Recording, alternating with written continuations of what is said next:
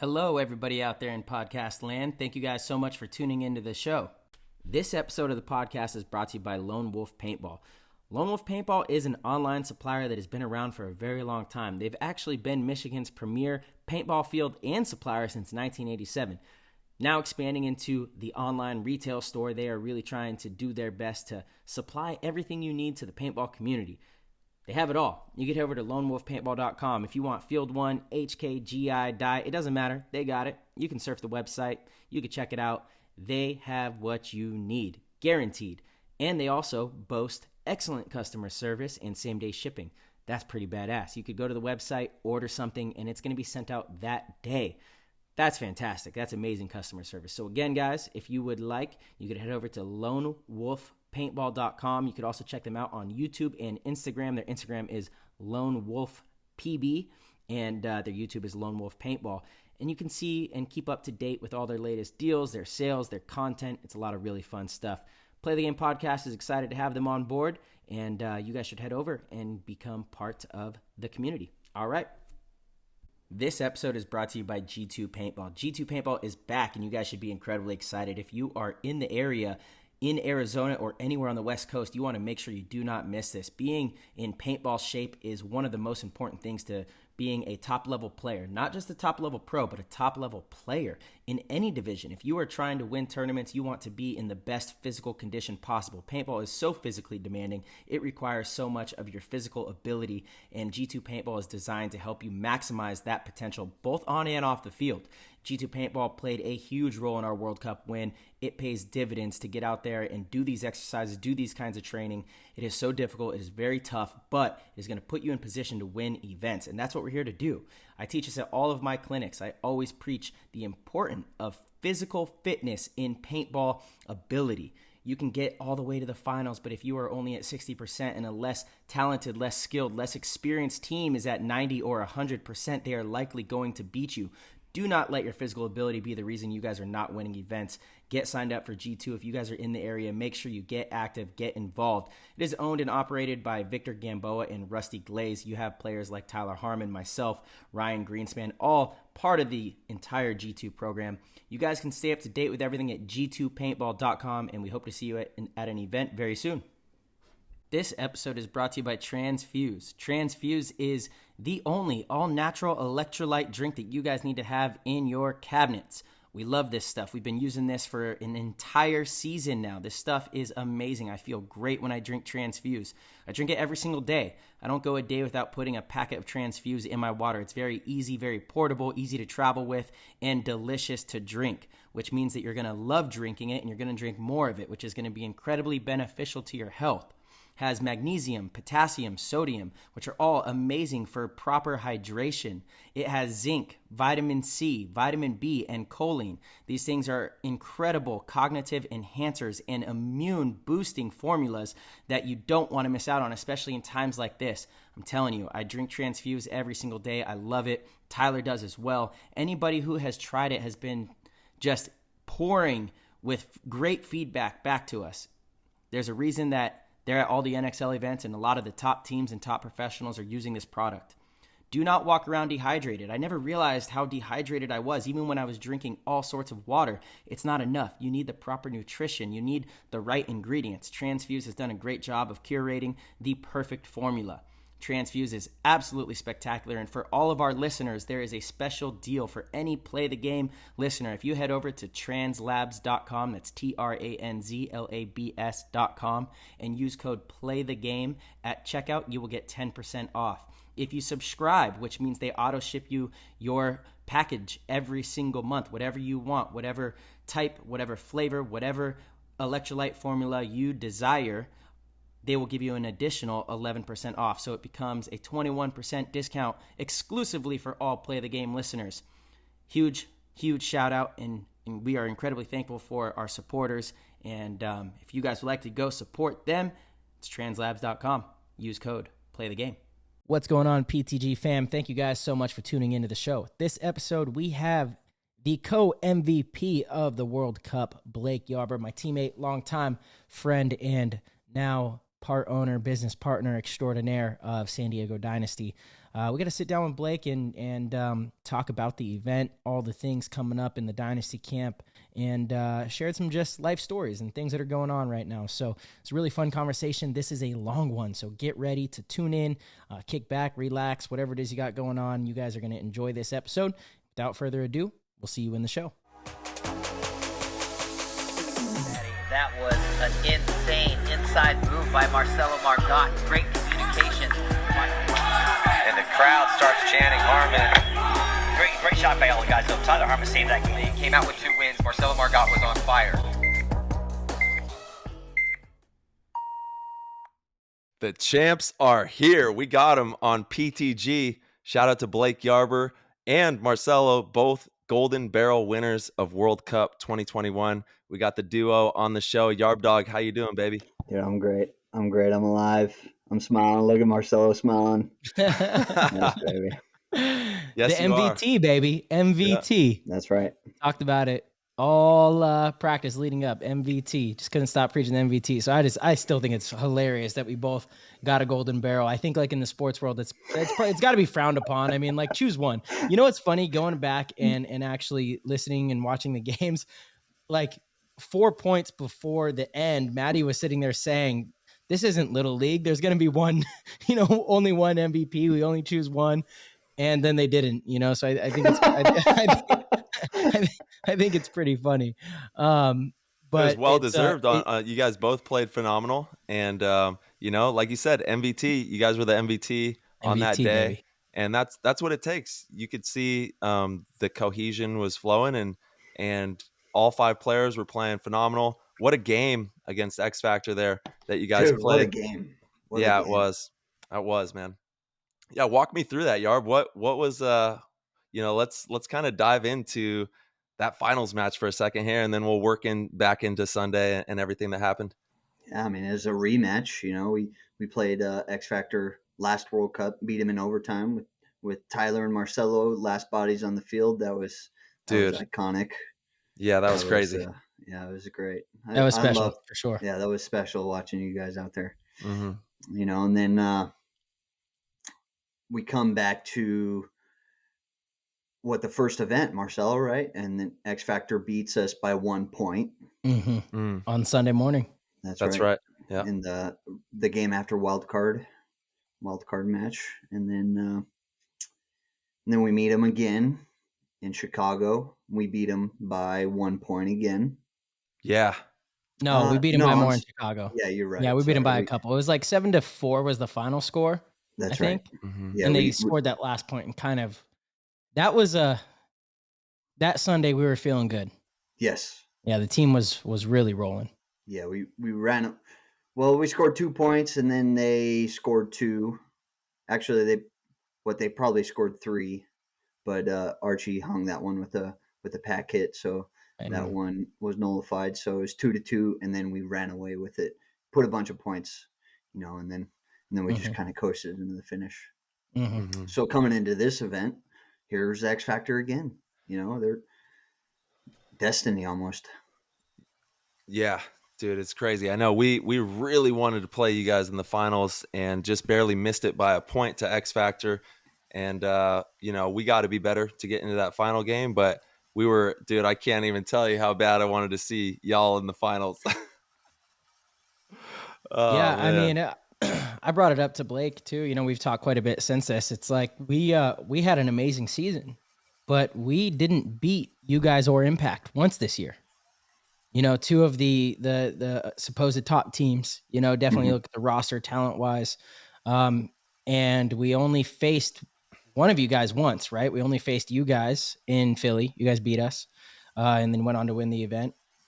So in both of our wins, we didn't play you guys or beat you guys. And so to me, yeah, it's a fantastic season, but still, like, I wanted that match too. I know that we wanted to see you guys in the finals as well. And that's no knock to X Factor. X Factor is also spectacular. They're an amazing team. Clearly. Yeah, clearly. They knocked Impact and Heat out totally to make it to the finals match. Totally. Yeah, X Factor's playing amazing. And I hope that we're going to see Arch again. I know there was word that he might not be playing. So I'm hoping that the guy comes back. I love seeing Kid Arch, who doesn't run around on that paintball field, but he's got some big dreams as well that he wants to tackle out there. Yeah, I would love to see him play. Yeah, he's still at the top of the game for sure. So and walk and me going through the game. and yeah and hold on, going back to you're right, Marcelo, we didn't beat Heat this year, but going into that Heat match, uh, we lost Dalton to an injury early in the event. And then Eggs picks up the slack, and then Eggs goes down right before we go against Heat. So we put in Arturo, who hadn't played a single point the whole event. He had a broken hand. Broken hand. He still had the cast on his hand. So you're right. They did beat us. It was a tight match, but kind of tight. I mean, we came back. I feel like they kind of stomped us a little bit. They went on totally. Yeah, they put up some points against us, and but you guys did have like injuries and stuff like that going on. It was definitely not full capacity Dynasty. Yeah, but that's part of the game. That's part of any sport, right? So you can look at that both sides. To me, again, I'm not taking anything away from our season. We had a spectacular season, but still, as a competitor, you want to play and knock off the teams and the players that your peers and the fans believe are the best, and of course, like X Factor earned that right to be in that spot. I'm not saying they didn't at all. And in Chicago, they also were without Rainey in that final match, right? And so last year, World Cup, they were without Archie in that final match, and Impact was without J-Rab. And so as a true competitor, if you're real with yourself, you can't not look at those games. And I'm not saying put an asterisk next to it, but you have to realize that some of the best players aren't out there, right? And so the same could be said in Philly, us not having some of our guys, but sports is sports. It is what it is. At the World Cup, I mean, everybody wanted that rematch, right? If you guys would have beat X Factor and you get Heat and Dynasty in the finals to top off that kind of a season after everything that happened, of course, that's like the story. The story. That's the storybook. And as a competitor, I would have. And again, I feel like it's disrespectful to X Factor to say this, but I don't mean it that way. I hope it's not taken that way. But I would have rather beat you guys in the finals for that win than X Factor, for sure. It would have maybe a little more meaning. I don't know why. I don't even know if that's justified. Maybe that's like revenge or ego talk. I'm not sure, but it makes sense, right? Yeah. It makes sense. I mean, they were one of the top teams that beat us. And, again, like we didn't beat Impact. Even though I feel very confident playing Impact, our team has done really well against them. I'm not saying that they should beat us or anything like that, but I'm just saying that's a reality. It's weird how things lined up this year. We did not play. Paintball is so much fun right now at the top level. Like pro paintball is so much fun right now. It's tight. It's very tight. And I feel like the upper 8 pro teams are playing the most inspired paintball I think I've seen in the last decade. It's hot and heavy. It's hot and heavy. The paintball is lit right now. People are playing with full hearts, full passion, and they're giving every ounce they have to the game. And that is what you want at a top level, sports franchise. That is exactly what you want. Yeah, totally agree. Yarber, it seemed like you wanted to say something a little more to add on to that. Yeah, and you're right, though. In that Philadelphia event when we played Heat, Fedorov was just driving down the Dorito side in a Ferrari, and there was no brakes. Facts. So you're right. Even if we had our full team, man, he was playing good. So he was. You're right.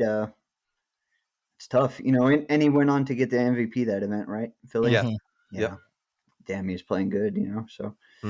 That was one of the single best performances I think I've ever witnessed. It truly, I mean, and honestly, Ty, I mean, if it weren't for Fedorov, you were the MVP for sure. It just so happened that Fedorov, he was electric, right? You were consistent, always alive, pulled off. The amount of 1-on-2s you pulled off this season, by the way, holy shit, dude. And then to go on at Cup and do it again, 1-on-2s and one. I mean, it's kind of crazy. It's kind of crazy. It's kind of crazy. I'm just having fun, man. Yeah, you are. You're playing the game. That's it. Out there playing the game. That video that Quitman put up of Tyler shooting meter. Oh man, from World Cup. Oh, dude, one ball. Tyler was so confident. Just Well, I actually saw the top of his head move across the bunker when I came because I led with 3 snapshots off the right just to kind of flex a little, and then I came over the top and I saw his head, like slide across. So I already knew exactly where he was going to come up. So when I sent it, it was just to flex a little. That's fucking hilarious, dude. But it went viral on TikTok. Yeah. Actually, that video, there was like half a million likes and like dude, thousands of comments, and the comments section is lit. If you go to TikTok, go to Rye Guy Media and go to his TikTok and check the comments. They're all talking like, this fool's out here head glitching. He's like he's playing real live Call of Duty, real live SEAL Team 6 out here with some cleats on. For some reason, all the comments were like, why's he got cleats on though? It's like because we wear cleats in pro paintball. Does people not know that? That's funny. That's a funny perspective, actually. Yeah, because they think we run around in boots. They were like, why he doesn't have boots on? The guy needs some boots, Sergeant Harmon, he needs his boots. But it was pretty cool to see it like get that kind of traction on TikTok. And shout out to Rye, who is out of the Midwest there. He's crushing it, dude. Yeah, he is. Yeah, he's doing a good job. Even his Instagram's almost at 50K right now. And that's just within the last, few months going all in on his craft. And he's really grown tremendously. Yeah. Liz, we'll give him a little shout out. It's Rye_guy_media. Yeah. He has a fun page to follow. He has a lot of really cool short clips that are like that could go viral. And I think that's huge for our sport. I wish more of the videographers put focus on these reels, to create these little reels that can go viral on Instagram, because they have great content. They put it together. I mean, they could really do something, cool. One of these videos goes viral, just like on TikTok, that brings a lot of eyes and attention to our sport. TikTok's huge for paintball. It really is. Yeah.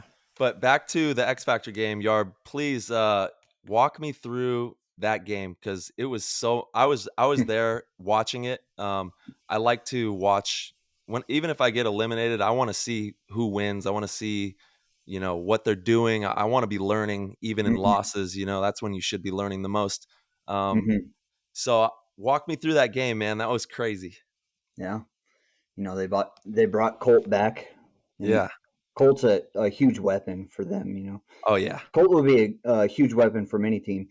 I think Colt went and played for Impact out in Europe, and they won that event, and he played every point. He's a dominator. He's a sharpshooter.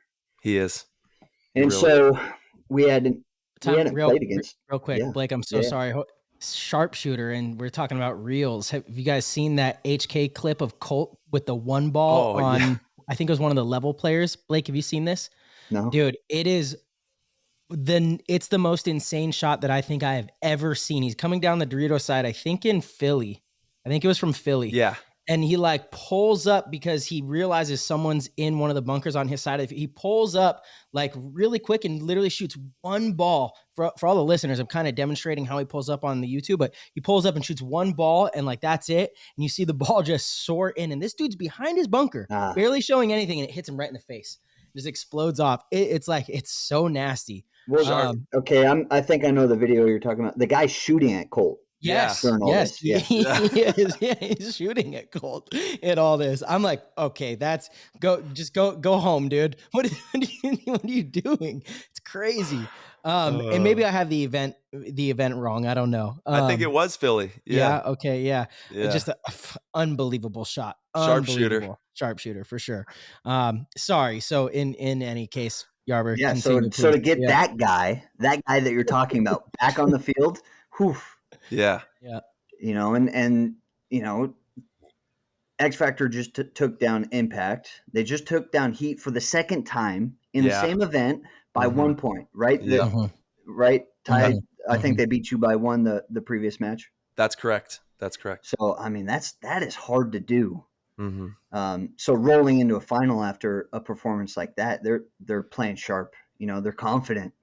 They feel that they can't be stopped. But so did you guys, huh? Oh yeah, I was hungry. Yeah. Well, it showed. You looked in everybody's eyes on the team, and everybody was right where they needed to be mentally, physically. We were there. It was good. That's a heavy feeling. A lot of people will never experience that feeling, Yarber. That's something that very few individuals that play this game will ever experience. Can you kind of talk about that? Sure. And as you know, Tyler, Marcelo, it comes through repetition. You know, every, Rusty was really good at this. Rusty would focus on 1 point at a time. Let's go get 1 point and then on to the next point. And so through that, you start to build points into matches, into events, right? And so winning 1 point leads to winning a match. And that's what we're talking about here. So you get to the finals and you're talking about winning the point, winning the match, winning the event, right? And so everybody on Dynasty has been winning events. And so we're comfortable in that situation, and X Factor had some newer guys. I don't think they played them in the finals. They played them in the last finals in Chicago, Shorty and their Dorito guy. It starts with a B, I think. Yeah. He's good. Bowles, and then Bowles. Yeah, right. Yeah. Right. And I just felt like we had the leg up on that because Dynasty has been, get into the finals a couple of times. So our guys have seen it. They're comfortable, and so they're ready for that pressure that's getting put on them. They can get past the pressure and focus on the moment, focus on that point, on that shot. And X Factor was in the last finals with you on that one. Yeah. And, so but you guys won that event, and that's a whole nother type of momentum, right? Yeah. It's that belief that we always talk about. It's that faith in the process. And that has a tremendous amount of weight when you bring it into another World Cup, the following tournament finals match. Yeah. Yeah.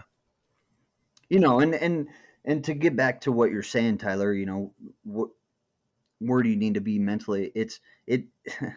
I always go back to that Prague event with the Expendables. The three of us were playing out there, and the Russians were beating the brakes off of us. We were down by 4-1. 4-1, and it was mercy of 5. Yeah, mercy of 5. We were backs against the wall, baby. Backs against the wall. But there was like 2.5 minutes left. We were down 4-1 with not a lot of time left. It was like 2.5 or 3.5 minutes left. Dude, we went. It was savage. We went on a tear. Yeah, dude. Tyler's running down the field. Go play the game. Play the game. Play the game. Play the game. Yeah, Tyler, I'm playing.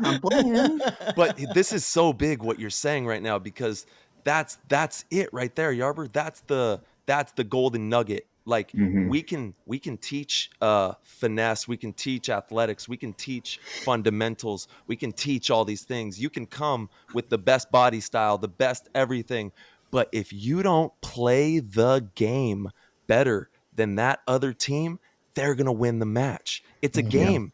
So don't forget that. It's a game, and you are playing a very, very fun game. And all these situations arise out of that game. And that's what I was talking about in Prague was, look, pretty much saying our backs are against the wall. Play the game. We know what we got to do. We got to get this thing done. And we did, we got it done. You were saying play the game, and there's a lot of things that go into playing the game, but one of those things was link up with the guy next to you. And at that event, it was me and Tyler. Yeah. I remember multiple times, I'd set up to go get this guy, and Tyler would be behind me going, yes, go get him. Go get him. Get him off the field, Yarber, so I can come down the Dorito side. Yeah. You know what I feel it represented to me, the whole play the game mantra was to allow us the freedom to play less rigid. And it was the X's and O's are super important. That's great, but you have to play the game. Sometimes our X's and O's aren't going to match up with theirs after the breakout, and you have to be able to be adaptable. You have to change the way things go. We might lose a body or two on the break. You still got to play the game. Where do we have the advantage? Let's go exploit that advantage. Let's wing it a little bit. Let's ball. Let's play off of each other.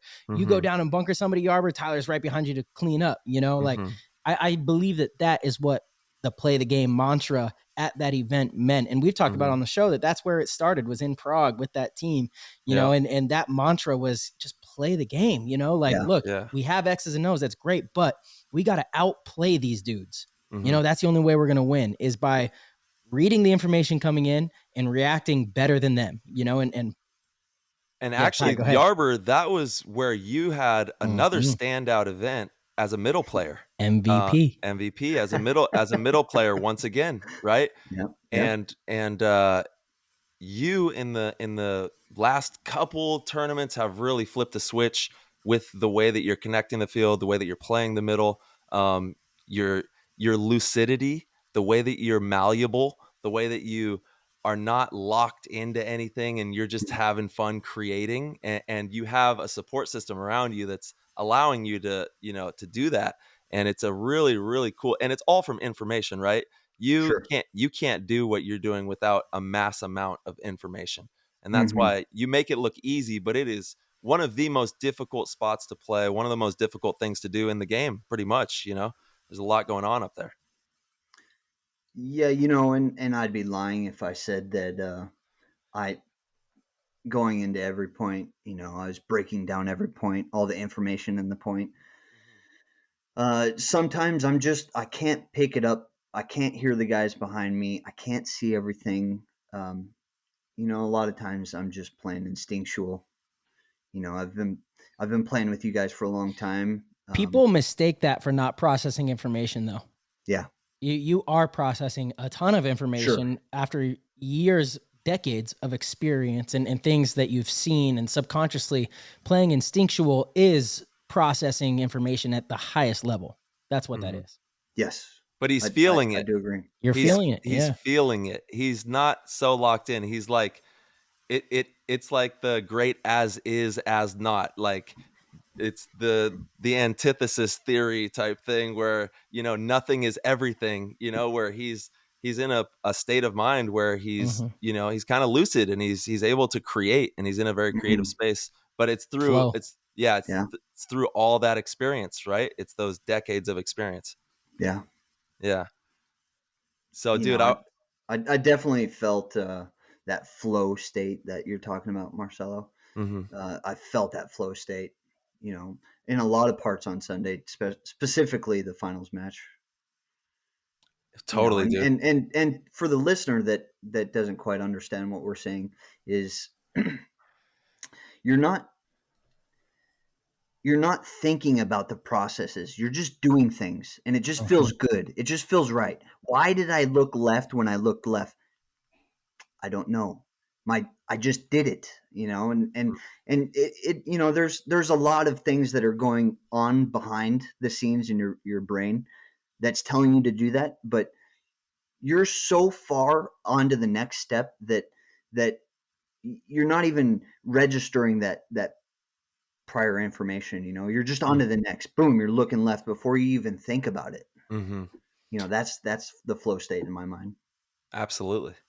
Yeah, when I have my best points or I play my best games, if I get asked immediately after what happened in that point, I'm like, wait a sec. I don't know. I have to either watch or really sit down and think of, like, okay, so this guy was in the corner, but he was looking left, or I have to really think about it because I do not immediately know the answer. And it's funny. It's funny because I'm like, I don't know. I blacked out.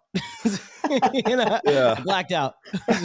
I couldn't tell you. That's kind of how it goes, though. It is, though. It is how it goes. That's usually when you're playing well, is when you, like, immediately after, you need some time to really think about, like, what all broke down, or you have to watch it again. I could watch a game and I could break it down meticulously, you know, every step of the way, what happened, why I made certain decisions. Okay, I see this is what happened. But immediately after, it's like, I don't remember. Yeah.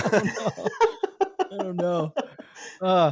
Dude, that's funny. Damn, it was kill 2. I had no clue. It's just whatever it might be. You just have a hard time remembering. Yeah. You knew the information, like you're saying. You just, like you're saying, it's hard to recall. How did you pick up that information and apply it? Totally. Yeah. Totally. Yeah. When you watch the film back, it starts to piece back together a little bit, but in the moment you're like, I don't know what's going on out here. We're just playing ball, you know? So in the game, the finals match with X Factor, did you guys go up a couple points and then they came back? Or Yes, is that right? We won the first point, yes, which is huge, right? And every match on Sunday we won the first point. There we go. That's just the way to start any match. Of course, it's huge because that used to be a big issue with us. Yes, right. Like it was one of those things we needed to fix. Just like going strong in the prelims was a big issue with us for a long time. Like we'd struggle against teams we shouldn't be struggling against, and I mean, it's a sign of like what you said, Blake, of a lot of the stuff of learning how to win points, then matches, then events, and then you win events with a team and you start to have a different level of confidence. All of a sudden the prelims become a lot easier. You can win those first points on Sunday. A lot of that stuff starts to happen. Yeah. Yeah. And winning that first point, it instantly turns you from, okay, we lost the first point. Now we need to catch up, right? No, that's not the case. You won the first point, and now it's all about control. You're just controlling the match from that point. X Factor came back, won the second point. So it's 1-1, but I still felt like we were controlling the match only by winning the first point. Because now they have to win 2 in a row. When we just struggled to win 2 in a row. It is a weird mental thing, but it's like when you win that first point, it is definitely big. For sure. Yeah. It's definitely big. Yeah. So, we came in and we won that first point, and it, I don't even remember the first point. We lost Mikey on the break, going to the snake side. So it was 4-on-5. He got cyclopsed in the goggles. I just remember like watching it on the webcast. It's just such a perfect shot in the middle of his goggles. Actually, I think Quitman got a video of that, or someone got a video of it. I saw a video of that. Yeah, he did. Yeah, and so it was 4-on-5, and we continued to attack and won the point. Yep. So how did you guys break that down? You guys have to, for the listeners out there who don't know top level play calling in the pros, we design plays. When we lose a body, it's a completely different game style than when we have a body. Same thing that Blake's talking about. When you go up a point, you play a little bit differently than, not entirely differently, but a little bit differently than if you go down a point. There's a little bit more zip behind the press when you go down, as opposed to when you're on top of that point. You can have a little bit, like Blake's saying, that control where you're dominating the point, you're dominating the shots, shooting a lot of paint and controlling the game. So how did you guys approach that 4-on-5 and make that work for you? I know exactly what happened. So we lost Mikey, but I didn't even really know because at the start gate, I was like, okay, am I going to go Dorito 1 or am I going Dorito 3? And like right before, like I remember I looked at Ryan, like, I'm going Dorito 3, it's our call on the team. So I ran deep, went all the way around. I actually ended up diving into Dorito 2 instead because they had someone in that can area that was coming shooting my way. It was Colt. And I dive in there and I wrapped low, realized no one can see me, and just crawled into the next one, wrapped, shot Colt, shot the second guy on my side. And it was pretty much now they were on their heels. Totally, we totally took back that advantage just by attacking on the Dorito side. And it wasn't, like Blake said, it wasn't even so much of realizing like we're down a body. It's just the plan was for me to attack, So I went deep and up and was able to get some really quick kills so that they couldn't capitalize on being a body up. And then I'm not quite sure how the rest of them got shot on the snake side. No, I'm pretty sure they conceded that first point. I think. We got a few more kills first. Okay. Yeah, for sure. They didn't concede with 3. Although I think Ryan Brand is one of the best coaches of all time. Honestly, he's going to go down as one of the best coaches of all time. I think there was a few points where he might have conceded a little early in that match. I would kind of like to have him on the show actually. And just from like breaking the game down from, and again, I hope the listeners realize when I come on this show, I take my paintball competitor hat off, and I really try to approach this as like a fan and talking about the game. And absolutely. Totally. And Ty, I know you're the same, right? So there were a couple points where I was like, you guys still had, so there was the one at the very end of the match, Blake, where I think we were up by 1 point and there was like a minute and a half left. And it was 2 or 3 of them on 4. Now, what I don't know from the film is if the third body got shot and that's why Ryan conceded. I see. Which it could have happened, or if he just wanted to reset, because that's worked for him in the past, where it actually worked against us in Orlando. The very first event, you remember, we were up by a point. Yeah. Was it up by a point? No, we were tied. And we broke out and we shot like 2 bodies in the first 10 seconds and he conceded. 3 on 5, he conceded right away. He did that with Heat when we played them. Yeah. In the first game. Yeah. So it's worked for him probably more times than it hasn't worked. And again, in Orlando, he conceded that 3 on 5. So we went up a point, but there was like 48 seconds left on the clock. Yeah. And they scored that point and then beat us in overtime. Right. So I think there was a similar situation in this finals match where we were up by 1 point and it was like a 2 or 3 on 4 or 5. I forget the situation, but. Well, Rainey, I think the point you're talking about, Rainey dipped out from back center into the Doritos side tower. I think they lost Archie off the break. Archie tried to go deep and got shot off the break. Rainey moves across, and then they had their 2 snake guys still. Might be it. That might be it. I'm not committed to that being it, but it might be. But in any case, I know when I watched it, I was like, damn, you're down by 1 already. You're going to, now you guys got to score 2 points in like about a minute. I don't know. Maybe you just see if your guys can pull out some magic. And again, I think Ryan Brand is one of the best coaches in the business. And that's the thing about coaching. Whatever you do, if it works, you're a hero. If it doesn't, and that's one of those things, right? So, and I do believe that theory has worked for them way more than it hasn't. He's kind of, in my opinion, he's kind of innovated the way coaches coach. He really has in a lot of ways. He's kind of the inventor of that, like, get out of those bad points quick. He really is. And, but yeah, there's just, going back, it's obviously 2020 in hindsight. You can see things really easily. But yeah. I mean, when I watched the finals match, I see what you're saying about that 1 point. But the rest of the points, I thought he was right on the money when he. I don't disagree. Yeah, totally. Yeah. No, yeah, I'm not saying that at all. I just, that 1 point stuck. I'm like, oh man, I wonder if you let 3 of your guys try to push in. Maybe it happens, maybe it doesn't. That Dorito side looked like some fun. You could just drop low on that corner and you just disappear and then pop out of the next one like wada. Yeah, there was 2 bunkers that you had to check off, and if they weren't there, you can literally crawl from the Dorito 2 to the Dorito 4, no problem. The Dorito 1 had that big gap where the center structure can stop you from getting to that little center wedge, could stop you from advancing. But other than that, I mean, it was pretty straightforward. Pretty straightforward. So. Yeah, it looked fun, man. That field in general was a really good one. The way they had the middle set up, the snake side was fast. You can go up and over or out wide.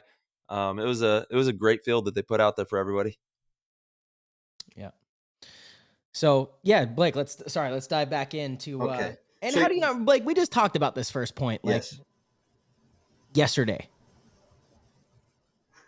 Okay, Ryan. Just saying, dude. What does that mean? Why is he Ryan? This is how Ryan talks. Oh, with for the hands. YouTubers, his hands. You got the hands moving. All right, I see. It's not a bad thing. It's just something I use. So what you want me to break down me going into the finals? The team, just the squad, just your guys' performance. Just the whole squad. Yeah. Yeah. Okay. Yeah. I mean, going into the finals, we have our newest guy being Mikey. Mikey was playing very solid paintball. He wasn't pushing the issue on the snake side. He was just consistently alive, very consistently alive. He was he made some really nice counter punches over there, but I think this is the first event I've seen Mikey out of the snake more than I've seen him in the snake. And he's making big shots from out of the snake. There was 1 or 2 points in the finals where he makes these big shots from way back there. From the temple, is that what you're saying? Yeah, correct. Yeah. Corner temple. Yeah, it was a lot of times he was off screen, so I'm not exactly sure where he was. Yeah, I met up with Mikey and Alex Rodriguez from Impact and Victor Gamboa, and we all went and played some hyperball like a couple weekends before cup practice started. And Mikey's hungry, man. He's a great kid, great head on his shoulders, loves the game, loves the craft, applies himself fully to the craft, and that's all you can ask for out of a player, right? Sure. Someone that is really going to be dedicated to what they're doing, and he really shows that. Yeah. Yeah. Yeah, he's starting to get it too. He's starting to understand the clock, the situations, the score, the body count. And that's when a front player starts to become dangerous. When somebody that's really aggressive, when they start to understand all that stuff, that's when they become dangerous. Yeah, I agree, Blake. I think Mikey did that phenomenal at the event. Yeah. I mean, some of the points that he had were like big moments in the game, in the match. Big moments. Yes. It wasn't, first or second point, it was big moments that really were going to dictate the outcome of the match.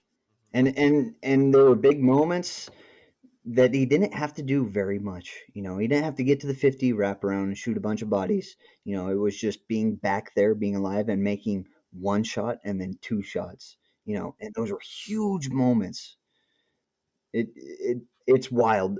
I think I've seen Mikey have the most maturity in one season that I've seen in almost any player that I've played with or seen on the paintball field. He's man, it's something to watch.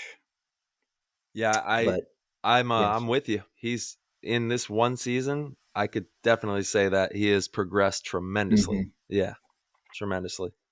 Yeah, and Marcelo was out there fishing. I loved it. He was just the artillery from just shooting deep, shooting bodies off the break from deep, and then he would let them get their leg into the water, and then they would start fishing around in the Doritos, and Marcelo's just back there fishing until they got nice and close, and then Marcelo would pounce, boom.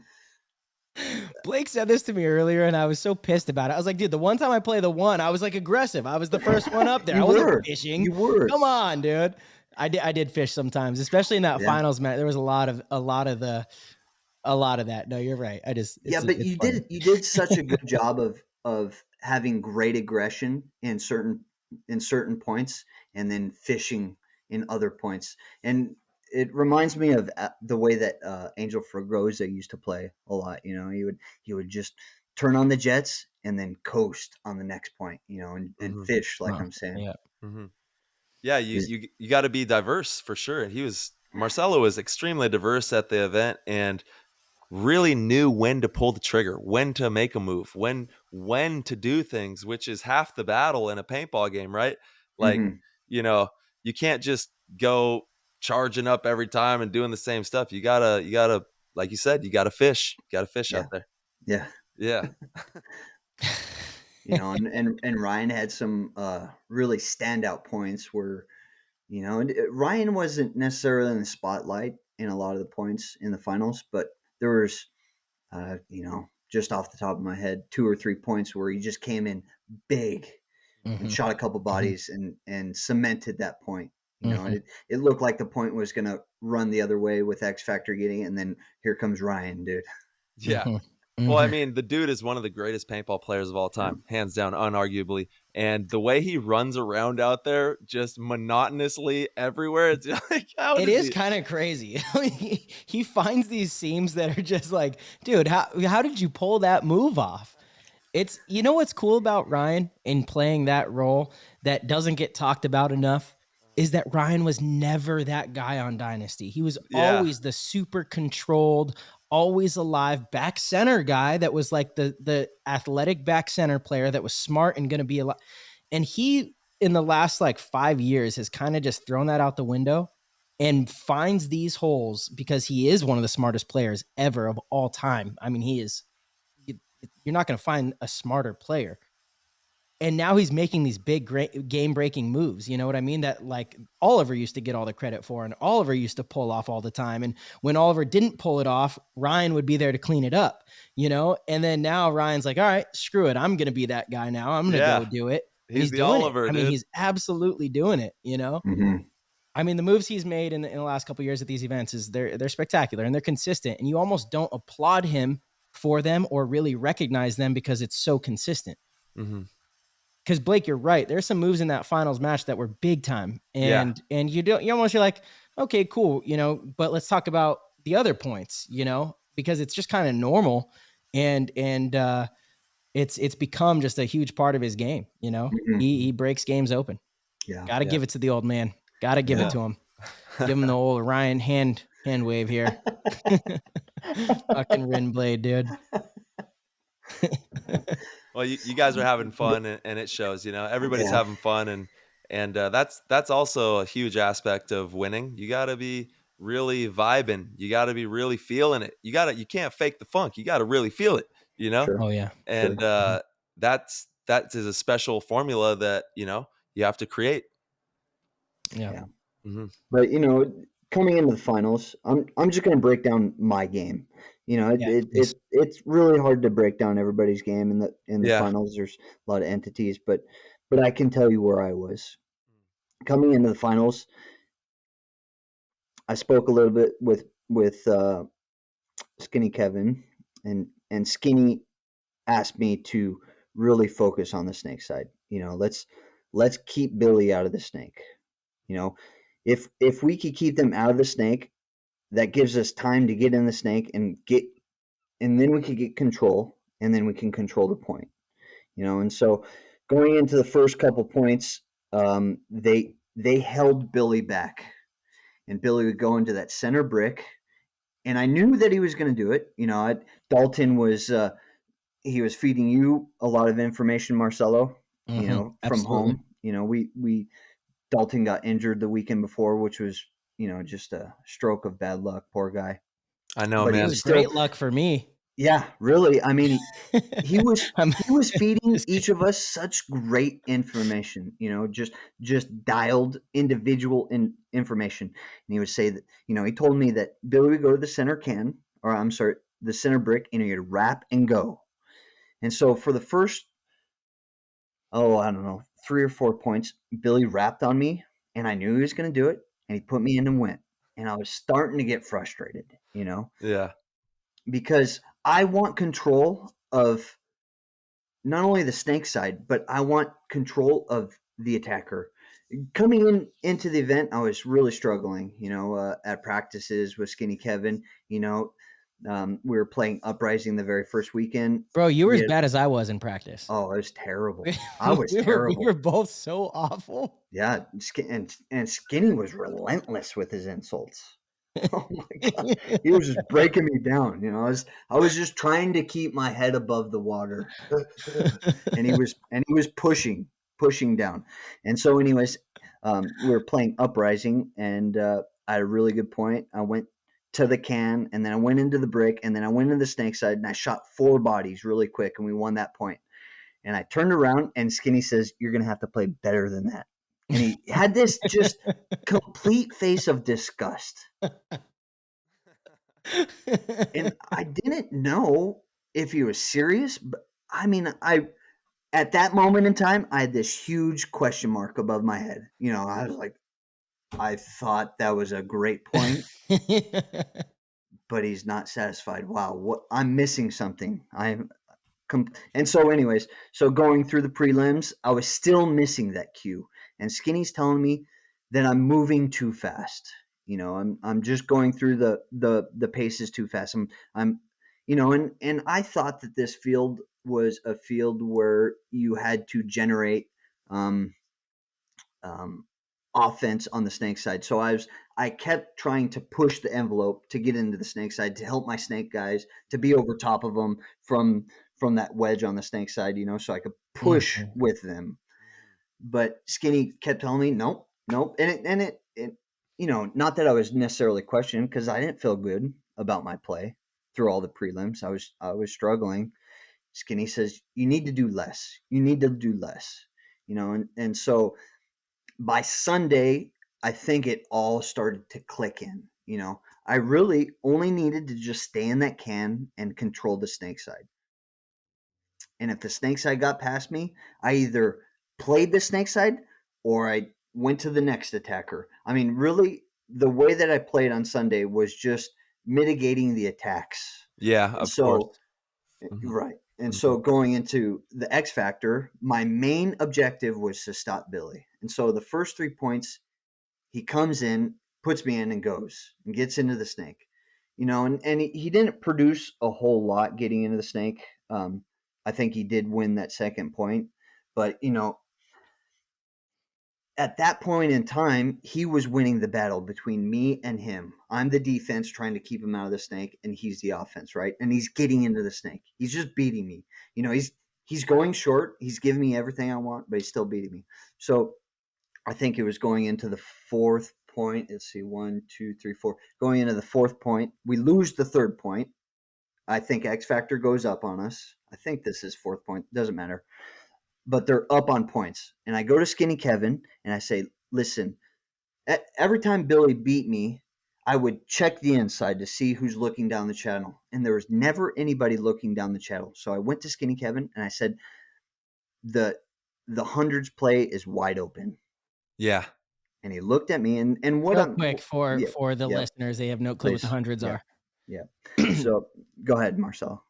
The hundreds for us were the second can on the Dorito side, so the further one up, the wedge on the Dorito side, and then the 50 tower. We call that 100, 200, and 300.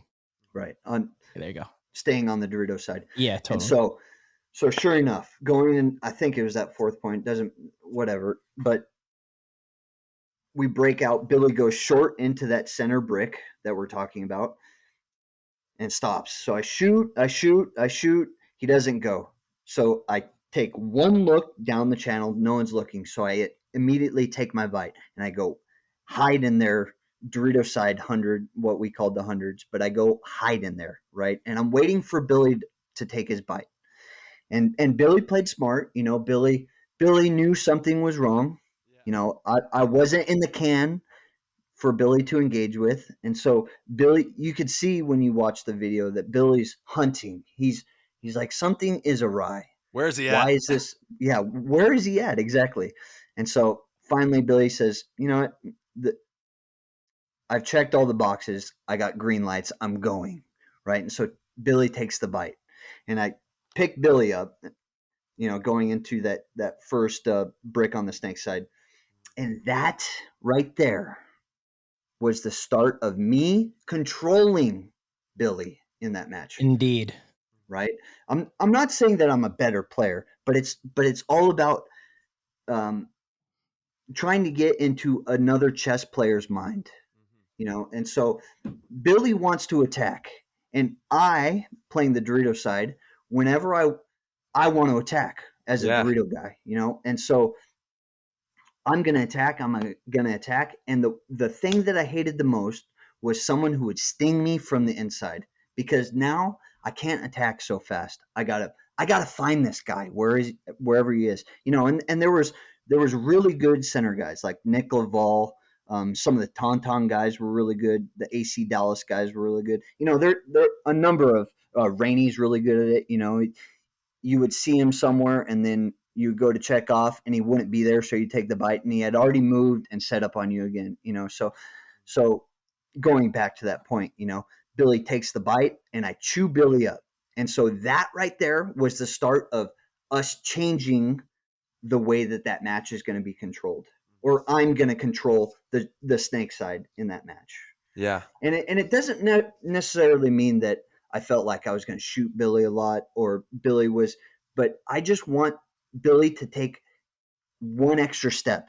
I want him to take one extra second to figure the situation out, because in the pro division, one extra second, one extra step is huge. It's huge, right? And Colt played freaking great on that point. I was deep on their side. I shoot Billy. I'm still alive, and in that chaos, I was hoping, when I shot Billy, the fans went into an uproar. I could hear it on the field, and so I look inside at Rainey, who is in the first bunker on the snake side, and Rainey sees me. I was hoping to catch Rainey in that moment. Yeah. Standing tall, trying to figure out what's going on. Why are the stands going nuts? But Rainey was very smart. He comes out very small, checks it off, and he sees me in that moment. And Colt, who is in the bunker right in front of me, heard the stands and probably got the information from Rainey, but it all happened so quick. Colt comes through and picks me up. Ryan picks up Colt, but the damage was done. They shot Mikey off the break, and X Factor wins that point. But anyways, where I'm going with that is I did what I wanted to do in that point. Mm-hmm. I wanted to get in their snake number one attacker's mind, Mm-hmm. And so I felt like the rest of the match, I was there.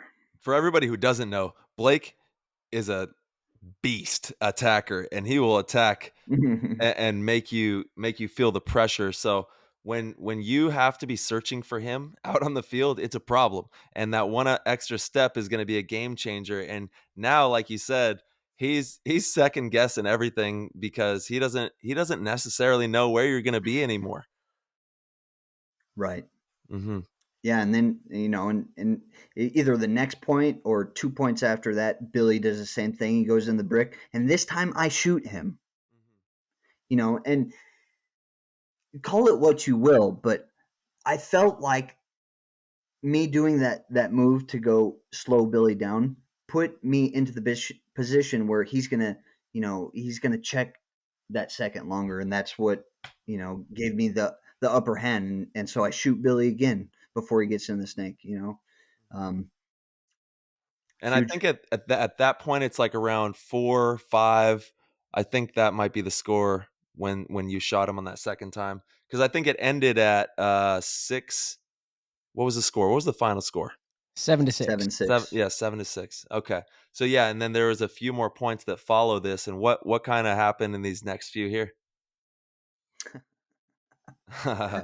Gets a little. I know where you're going with this. Gets a little crazy. Yeah, it's a little crazy naturally with Rain Dog over there. Rain Dog was getting in your face. Yeah. And Rainey's a great player. And Mm-hmm. he's. I think I got in his face rather. You're right. You did. You're right, but Rainey's trying to plant that seed of doubt into players. He's trying to get into their mind. He's trying to overwhelm them with mental fatigue because they're enraged with Rainey. Mm-hmm. And I wasn't mad at Rainey. I was more mad that like I overshot the crap out of him, and then he overshot the crap out of me. But he thought that he was just so sweet, and I just ran up on him and made him just about crap his pants. And then he does his thing. But you're right, Blake. He's looking to, like, he wants an altercation. He wants a real altercation. And the best thing that you can do is nothing. Kind of like that video. He does not want a real altercation. No. What Rainey wants is for you to come up and headbutt him and get suspended. That's what I mean. That's what he wants. He's playing mind games out there. Yes. And and that's what gets him fired up. And it makes him play well, and it's has worked for him in the past. But the way you ran up on him in that match was pretty great. I was like, oh man, it was comical. It looked like you were gonna bulldoze him, and then you just last second dodge out of the way. Yeah. But after the game, he was like, I thought for sure I was getting speared. Yeah. Yeah. I mean, if anybody hasn't seen that, and if anybody doesn't know how Tyler moves, Tyler can cross a distance of like 15 yards in 2 steps. The blink of an eye. And split the ground on the way. Yeah. I was coming. Yeah. Hey, but that's all sports, like you said. This is all part of the beauty of sports, and I'm not gonna let he's trying to strong arm. All I'm doing is saying you're not getting an inch on me. You know what I'm saying? Like I'm here. We're gonna play this thing out, And I'm a professional athlete. I'm not going to do anything stupid to jeopardize me playing or the team's success. So it's just us being top tier athletes out there, Yeah.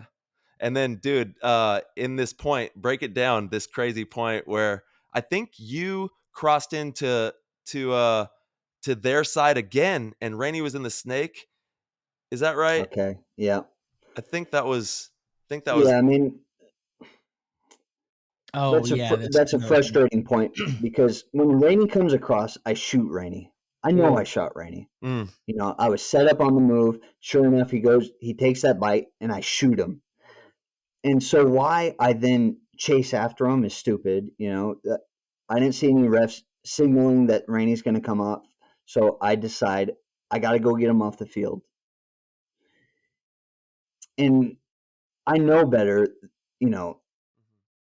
in thinking about me and Rainey, I know that Rainey's he's going to come across, he's going to see me set up, and Rainey's going to know that I'm going to come. So I did exactly what Rainey thought I would do, and so Rainey shoots me, and he gives me a bunch, and I disagree with all this overshooting, right? I shot the piss out of Harrison Fry in the event, shot the piss out of him, and I like Harrison, but there's many things that are happening, right? Going in. Hold on. So do you agree with it or you disagree with it? No, hold on. So I'm watching Friday late, or maybe it was Saturday, but anyways, Infamous is playing the Russians, and Harrison Fry, who is a good player, backdoors the Russians, and the last guy alive is Malloy. Malloy is on the Snake side, and Malloy doesn't know Harrison's alive over on the Dorito side. And Harrison swings around, and Malloy is a very respectful player. He is playing the game. Harrison Fry shoots Malloy in the back 20 times. I mean, it was just ugly. And that is just the ultimate form of disrespect. Just the ultimate. So you're right. When I had my shot at Harrison, I put him into the dirt. Because I want him to understand that, we're playing a game, and you overshooting people is just the ultimate form of disrespect. It's terrible. It is terrible. And that goes, full circle. You're never going to dish it and not receive it, right? I don't know where I'm trying to. When Rainey overshot you, when you came through, it really ruffled your feathers. No, not at all. Dude, actually, you can see in the video, I think, once again, Rye Guy, I think, might have got this shot of when that move, and then Rainey overshooting you walking by him, pretty cool, calm, and collective. Like, this guy, the way that now that you're saying it on the show here, the way that you're walking makes sense, because you were kind of like, this guy's already got something on him, I'm pretty sure. You're like, I don't know why I have all this paint on me. But it is, I'm with you, Blake. It's getting kind of a little bit out of hand. The overshooting. I think that there is some sort of a line. I don't know what the line is, but if there's malicious intent, I think that's really what it should be. If it's not malicious, I don't see a problem with the if you get shot 15 times, as long as they're not trying to actually like hurt you, but blow your goggles off your head from a foot away, or like put a barrel in the back of your head. Yeah, I agree. And that is the rule. That is the current rule, as long as it's not with malicious intent. And I guess there's a gray area there for sure. There is. Yeah. I like that we don't throw overshooting penalties. If there were overshooting penalties, that leaves a lot of arbitrary decisions up to the rest to change the outcome of a game. I mean, Blake, we lost a tournament because of that. Ty, you were there too. When Kyle got a quote unquote overshooting penalty, shot him 2 against times. Archie, shot him in the pack, and it was because it sounded like Kyle shot his gun a bunch, but he was shooting the bunker and comes around and only hits Archie once or twice. So I mean, I don't know. I agree with you, though. It is the ultimate form of disrespect. So we can talk about how, like, other players doing it, you don't respect it. I'm cool with that. I agree. I mean, I only give it to the players that deserve it. If they do it first, it is a sign of disrespect for sure. And that's one thing. But as far as like the league enforcing those rules, I like the way it is right now. I like that they don't call those penalties, that you can have some excitement and someone can get blown up if like, if there's an altercation back and forth and then one of those two players ends up getting blown up one of the points, it's exciting. As long as it's safe. Again, we're not shooting people's goggles off their head and that kind of stuff. I'm with you though, Yarber. It is highly disrespectful. Super disrespectful. Yeah. Which is what I think you were going into, Blake, when Rainey shot you. Right. And if what's interesting, right, is go back and watch that video that you're talking about, Tyler, the Rye guy or whatever. Watch Rainey. Don't watch me. Watch Rainey. He turns around and puts his back to the field. What's that? Well, he puts his gun into his lap. Yeah. And he starts like massaging his gun. Tell me what that is. Wait, what?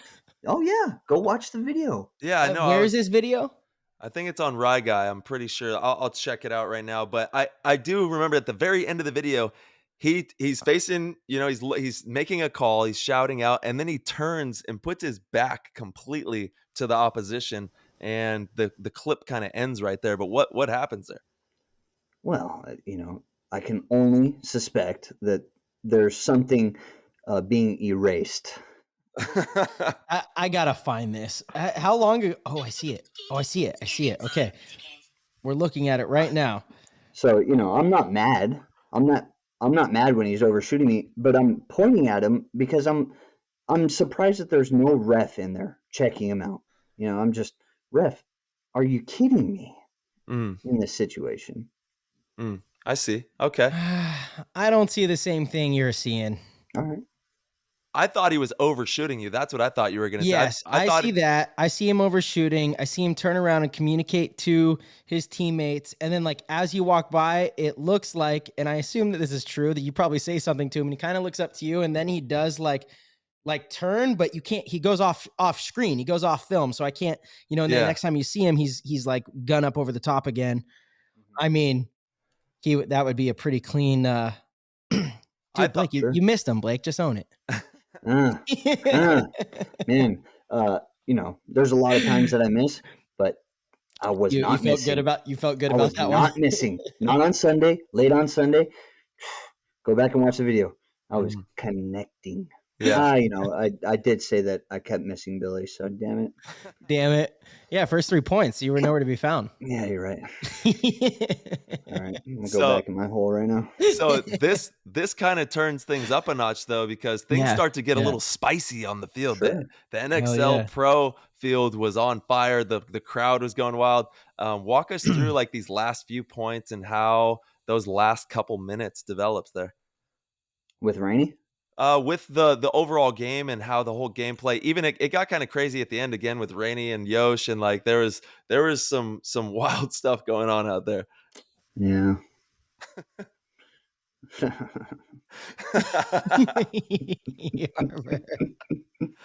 Yes. Oh boy. Yes. The ultimate disrespect on Yosh. That was awful. That was awful. Yeah. That was awful. That wasn't okay. Okay, going into this match, when we played X Factor at the very first event and they beat us, Rainey makes a move into the middle. This is the first event that I'm talking about. Rainey makes a move in the middle and shoots me. Or I'm sorry, maybe I made the move. Either way, Rainey shoots me, right? And so I get up and I'm walking off the field and Rainey puts, I don't know, a half dozen shots into the top of my dome. Rung my bell. Yeah. And I told Rainey that I'm going to eat his fucking lunch. So going into that finals match, I pulled Rainey aside and I said, look, we could do this one of two ways. A, we can both be good guys, or B, and he just cut me off. He said, you play your game. You play your game. Ooh. That's great. That's great. I'm okay with that. Yeah. Right? When Rainey overshot me, did you see me complain? No. Because Rainey let me know that it was going to go that way, and I don't have a problem. But when you go and you shoot the back of Yosh's head like that, ooh, boy, I'm going to eat your lunch. Mm-hmm. And that's what I was letting Rainey know. Mm-hmm. And we did. We ate his lunch. Mm. Yeah, you could guys also look at it as a sign of total respect. You know, Yeah. clearly I've heard that too. clearly he's doing that to you because he knows how good you are, you know, Sure. and he wants to try to get in your head. He Sure. cares to do that. I ride more on the line of it's still disrespectful, but you know, 'cause I don't personally, it's never been part of my game, right? I don't need to use overshooting as a way to win a match. I'm going to outsmart you, period. I don't have time to sit there and spend extra time on you. I'm going to outsmart you, you know, 10 out of 10 times. Now, if it gets started in a match, sometimes I let a little of the emotion take effect. And, you know, that leads to sometimes some more inspired play maybe, and maybe there's some overshooting going on. It's funny you bring up Harrison. One of the only times I've really overshot someone in an event was Harrison as well. And it was Vegas 2020. There's a clip of me bunkering him in the snake and kind of putting him to the ground too. Harrison. Poor Harrison, man. Yeah, but he asked for it. He totally asked for it. And I do agree, you know, especially now he's become such a good player. He really is a fantastic player. Yeah. But he dishes a lot of it, so he's going to get it back. You know, that's just how it goes. If it's between you and Rainey, okay, all good. You're both going to dish it out. I agree, though, Blake. When it was to Yosh, I was like walking off the field and saw how he ran around the corner like that, shooting Yosh the whole time. Whoa, where is this coming from, dude? You know, that's you've crossed the line there. You have crossed the line for sure. And it was out of frustration because he realized he was, you know, hitting the buzzer with 6 seconds left and still down a point after getting that point. So it's like, it just kind of sucks. Yeah, that was a little lame. Yeah. But I also, man, I don't know. I have a tough time complaining about overshooting in paintball. I think it's, I don't know. I really think it's part of the game, and I don't really take it.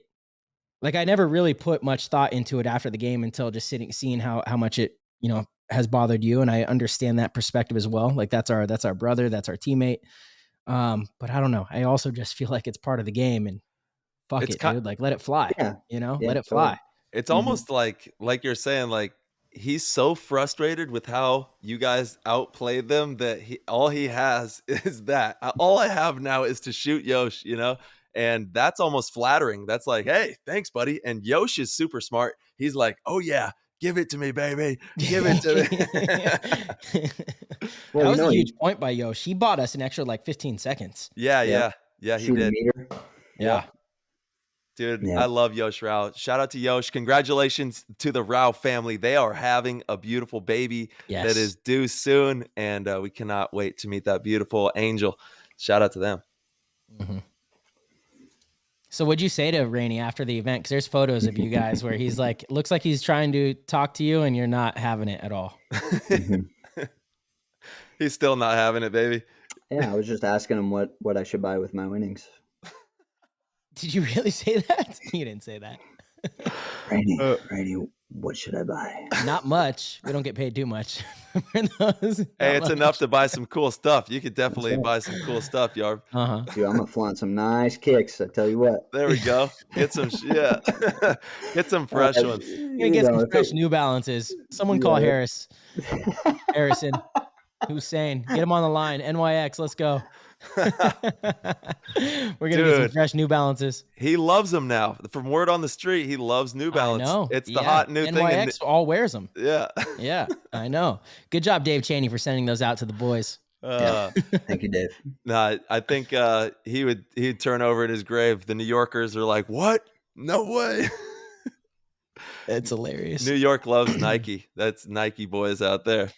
I don't know if it's so much that they love Nike as much as they hate New Balance. Yeah. They just have this weird, you know, early 90s stigma.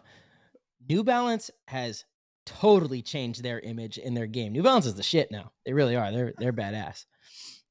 They just see those old white ones, you know, from the 90s. Dr. Dads. Yeah. Yeah. The Dr. Dad shoes, the grandpa shoes with cargo shorts. Yep. That's them. Those are the shoes. They're still, dude, those are hitters. Those are some classics. If you wear those, you got eyes on you, 100%. So Yarby, seriously, I'm serious. How did that conversation go? With Rainey? Yeah. There's photos all over the internet. It's viral. Sure. I want to hear it. What happened? What did he say? What do you say? I know. I was just telling him I'm disgusted that he would do that. You know, I don't care if you shoot me. We had the discussion. I'm all good with it. Mm-hmm. You were mad about him shooting Yosh. Mm-hmm. What did he say? Said you're right. Mm-hmm. That's fair. Yeah. Rainey's always been like, after the match, he's totally drops guard, and it's his character for, his time on the field. And that's something that he uses to inspire his play. Sure. And it works for him. It's made him one of the deadliest players in the league, definitely one of the most elite. And it's what his teams want him there for. He brings that fight. Like, he's one of those guys, if he's on your team, you're pretty stoked about it. If he's not, you hate him, and, sports will do that too.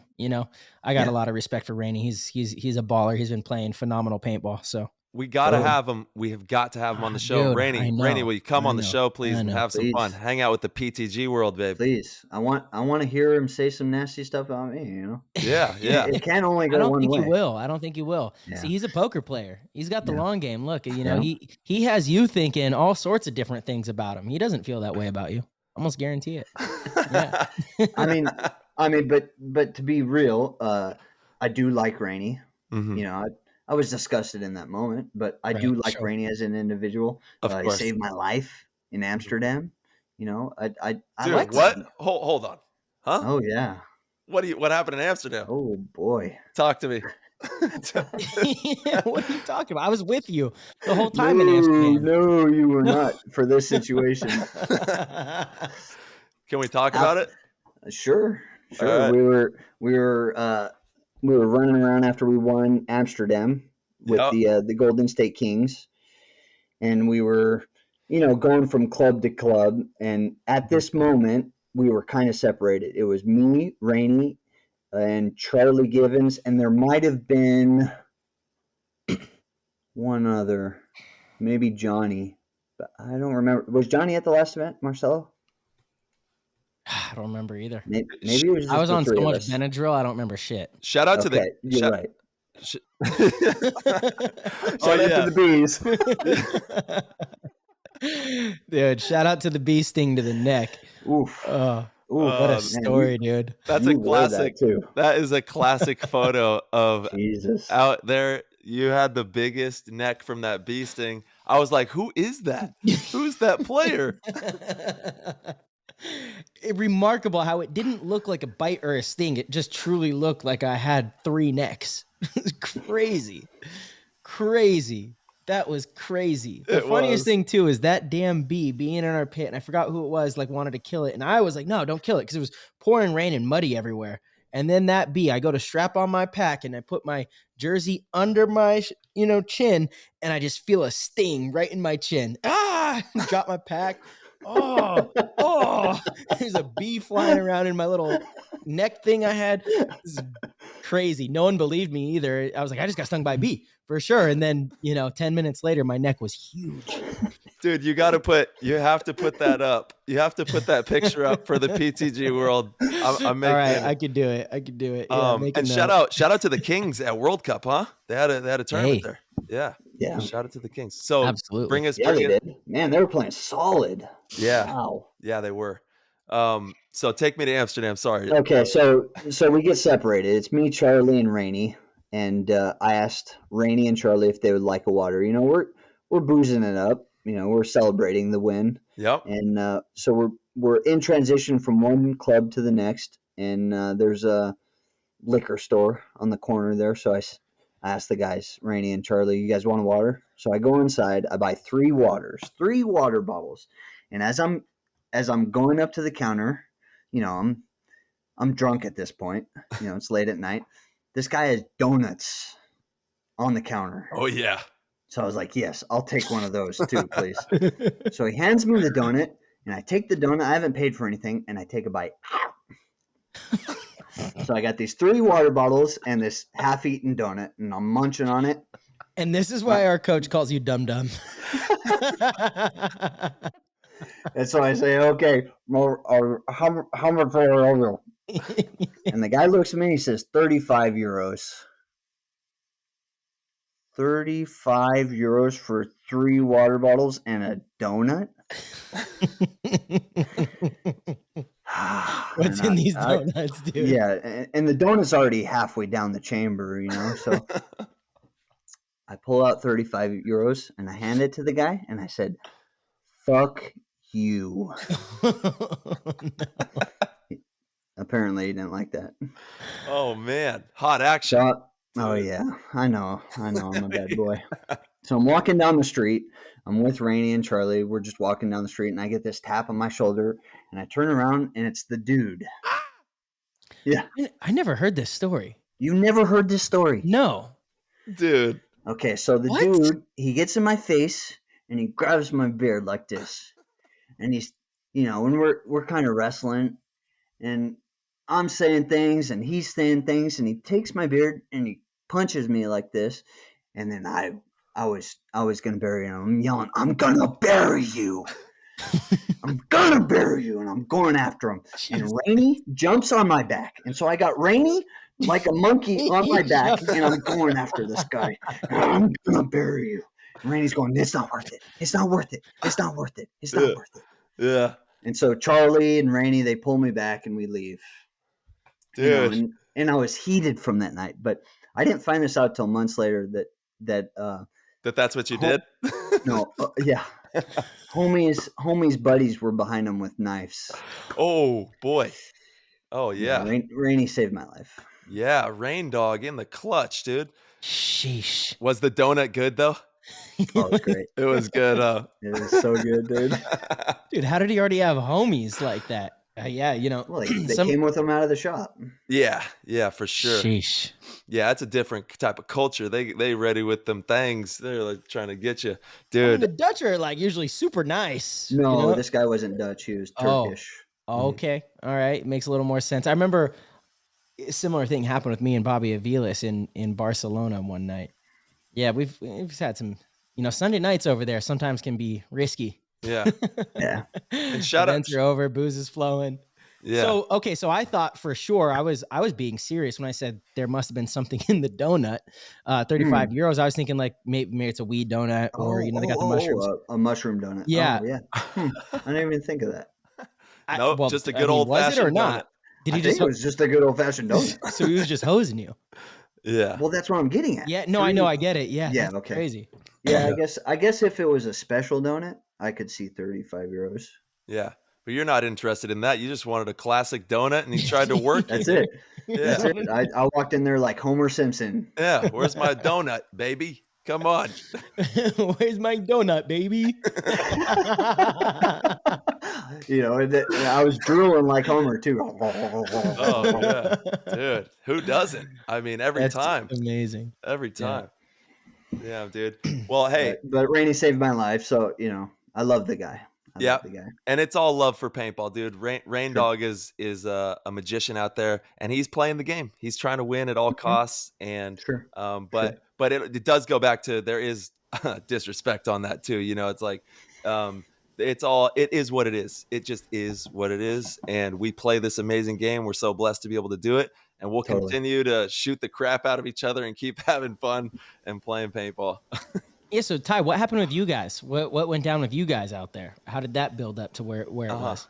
There was really, so like I said, I gave Rainey a little bit of love, then he gave me love, and then he Love. Yeah. That's a great terminology for that. Love. Yeah. So he walked, I didn't give it to him like he gave it to me. He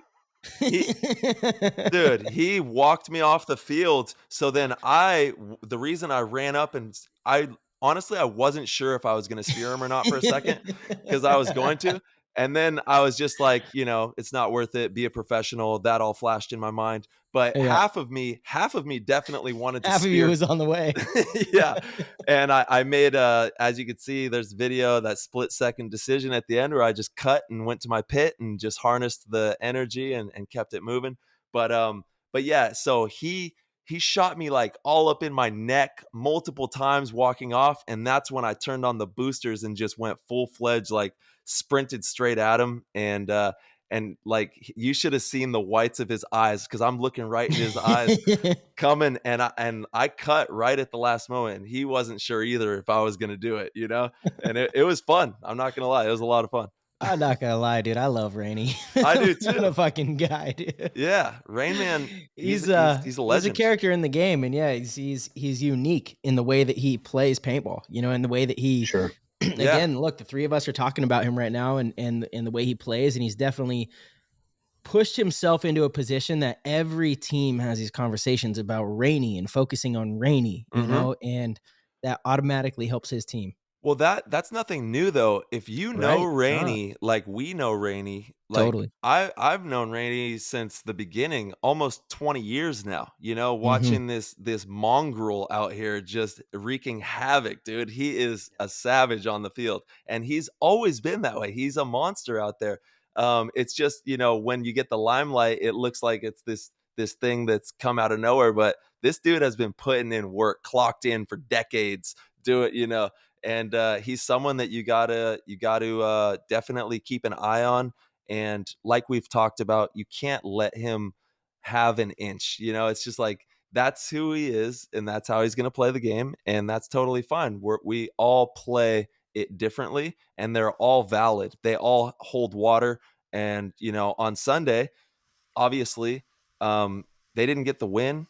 Dynasty obviously got the win, so it kind of played. I don't know. Somehow it played into your guys' favor because you guys. There's no somehow. Yeah, I mean the other MVP I think really was a huge reason that it went in our favor, like you're saying. Oh, you know, totally. The X Factor has a monumental gun in Archie Montemayor, and he was playing the opposite side. Marcelo was, and Marcelo kept Archie out of the game. This is true. This is very true. I watched from that side, actually, from the VIP, and that was something that I was having a conversation with some people about is, you know, look at my guy out here. He's really clocked in. He's doing it, you know, and dude, I'm so proud of you, Marcelo, truly from the bottom of my heart. And you too, Yarber. Fuck, man. You guys are amazing paintball players, and congratulations on the Golden Barrel. Congratulations on the win, the season. You guys played your hearts out, and it was something special for, you know, paintball that will be written in the history books. And it's something that you know, a lot of people, we can all learn. Everybody can learn from huge accomplishments that happen in the paintball world. We can all learn how to be better, how to keep them going, how to, you know, be the best that we can be from things like that.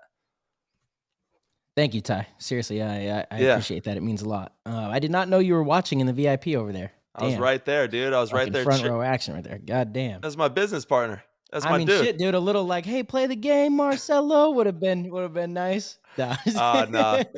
I'm just. I'm an observer. Totally.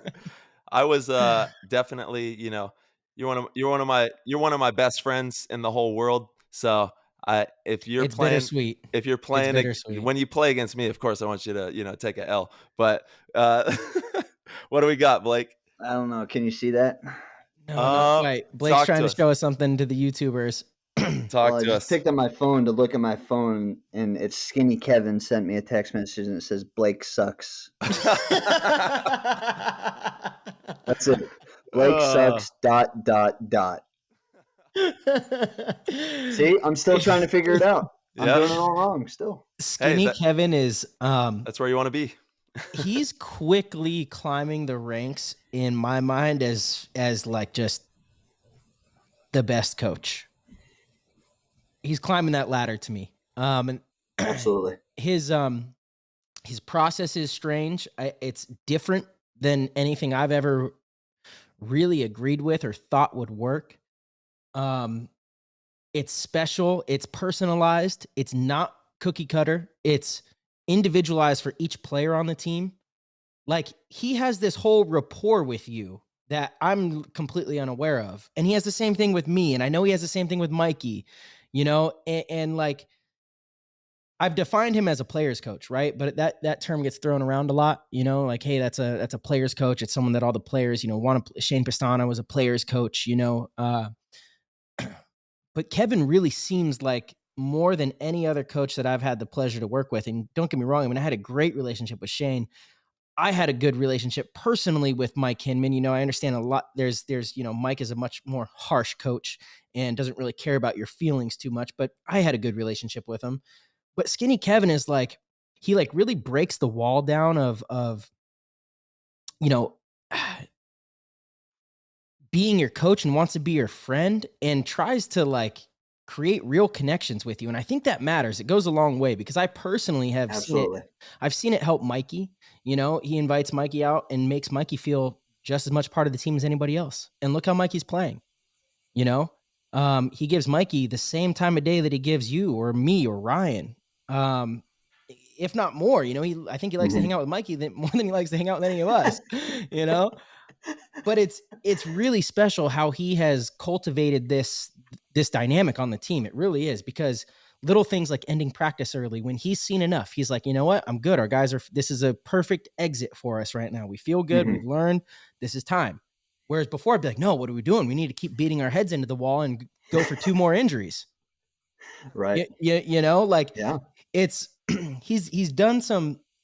I notice I pick it up again just from like what you're saying, some of the stuff he talked to you about before the finals. He had similar things that he came and discussed with me. You know, I was rooming with him, and there's like little things that were so personalized. It's not like this is the team's game plan and this is what we're going to execute. It's this is for you, and this is for you, and this is for him, and this is for you, and him and you. And that's a lot of work. It's a lot of like, you got to be personable. And I really admire what Skinny's doing. You know, I really do. It obviously has worked well for us. And I think it's, you know, at the time of losing Rusty, I think it was the perfect type of coach to step in. Yeah. And he knows everybody so well. He's been a part of the Dynasty family. He's one of the original members of like one of the very first Dynasty teams. So it goes hand in hand with that as well, coming full circle on his career, you know. Totally. Yeah, he's not afraid to tell the 3 wise men how it is. You know, he's very blunt, and actually it's funny watching him with how confident he is, you know, and you have to be extremely confident just to play on Dynasty, you know, because the team can really beat you down. But imagine being the coach. Like, it's not a job I would want. I wouldn't want to be the coach of this team, trying to come up with game plans and, you know, different things. And like, you know, because there's just too many voices. It's a hard thing to do, but Skinny just dominates it, you know? Yeah. He just tells everyone to shut up, tells you suck, tells you got to be better, you know? And it's funny. It's like, it's one of those weird things where it's like, when am I going to get the attaboy? You know, when am I going to get the good job? You know, you come in after a good point and you're like, no, you don't get that. You know, it's unique. His personality is unique. The way he approaches the game is unique. He does he's meticulous at scouting. I know we just had him on the show, but he was pretty short with his responses. I love Skinny, but he's probably not a big talker. It was kind of like pulling teeth, getting some stuff out of him. He doesn't like to talk about himself too much, I think, but dude is literally in the stands from the first game till the last game. Yes. You know, he's there watching every single point, you know, so he knows the game. He knows what teams are doing. He knows what's going to work. So to hear him have that conversation with you, Blake, about going into that X Factor match of, hey, I want you to do this and control, like having that conversation, I want you to control the snake side. I didn't even know that was part of our game plan. You know, that would have been, I guess, maybe nice to kind of understand, but like, he has all of those details taken care of, you know, and that's a mastermind at work behind the scenes. And, you know, when the players don't even realize that you're all just executing your own part of it to the best of your ability, that's powerful. And, yeah, man, props to Skinny Kevin, dude. Props to Skinny. Absolutely. He doesn't listen to the show. He says we suck too, but no, I'm kidding. All he listens to is this baseball podcast. He's like, hockey and basketball, a JJ Redick podcast. Yeah, hockey and basketball. You're right. But there's a JJ Redick podcast that he says is just lit. Yeah. Oh, dude, the podcast game is on fire. There's so many good podcasts out there right now. Speaking of NBA, I picked up a couple new NBA Top Shot NFTs today. I got a Ja Morant. I'm pretty stoked about it. Bro, didn't you already have a Ja Morant? I already had a Ja. I got another one. And they're only... Yeah. And I remember you were like, who's Ja Morant? I was like, bro, that's a good one. Yeah. He's nasty. And that was when he first came on the scene. That was when I got, like, I didn't even know who he was, and you gamed me up on him, but I'm stoked, bro. They're only like $9 for these NFT basketball cards, and they're amazing, these moments. Blake doesn't believe in all that digital stuff, but he walks around with an ounce of gold in his wallet. That's a smart man. Hey, you might have to smelt. I might have not have said that on the air. Blake, you better have your fighting gloves on. Idiot. Yeah. You might need to smelt it down and get some stuff done. I don't know. I think what 5 seconds ago you just called me a dum dum. Yeah. Yeah. But am I dumb for bringing it up on the air, or are you dumb for carrying it in your wallet? Well, clearly you, dumb. Yeah. Not me.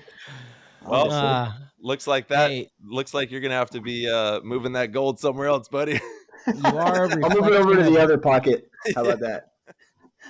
We'll you never are a think to look reflection at of who your closest friends are, right? That's what they right. say. Yeah. Winners. That's it, man. Dum dums. Hey, but I want to hear your take on the MVT, on your performance in the finals, because I haven't heard it. Yeah, I think MVT is the perfect way to put it, though. I think going into those practices, I had a lot of frustration because I wasn't playing well. You weren't playing well. I remember we were taking that MVT down to the bottom. We were like, I almost never say anything to you in particular in practice because I know your position. You need to make a lot of those mistakes to figure it out at the event. And we've talked like, dude, I think you're just so fucking dynamite and important to our team with the way you play and the style that you bring. But we got to a point to where I remember against Impact, I was like, Blake, what the fuck? Because I'm getting shot every point. You had made a mistake of staying in my bunker too long. We could get into that if you want. And you got me shot, when I was like finally going to have maybe one decent point. Yeah. I lied, by the way. What do you mean? When you asked me, did you know that I was going in there with you and then I was going to stay? I lied and said, yeah, I knew that. No, I had no clue. What? I'm telling you, I was in La La Land in practice. I missed that. We both were. That's so funny how it works out. There we go. Yeah, that's funny. But so to me, what's so funny is, again, I had all these frustrations and I repeated over and over. We have too many players trying to be the MVP instead of being the MVT, because I was so upset that we weren't communicating, we weren't playing team paintball. Mm-hmm. We felt really disconnected in like even the uprising practice and the impact practice. It just felt that way, right? And I was really frustrated about it. And I kept saying, like, we're trying to be the MVP instead of the MVT. I don't know why I was saying that, but it was just what was going on in my head and where I felt we were lacking. So for it to come down in the finals where they can't even choose an MVP, they give it to two of us, I thought was hilarious. And I mean, I don't know how to feel about it. I think it's weird. I mean, there's MVP by definition. There should only be one, right? There could be an S at the end. Most valuable players. Yeah, there could be. You're right. I guess there could be. And it's no knock to, like, I'm stoked. I'm appreciative. I'm very happy to have this barrel. But at the same time, it's.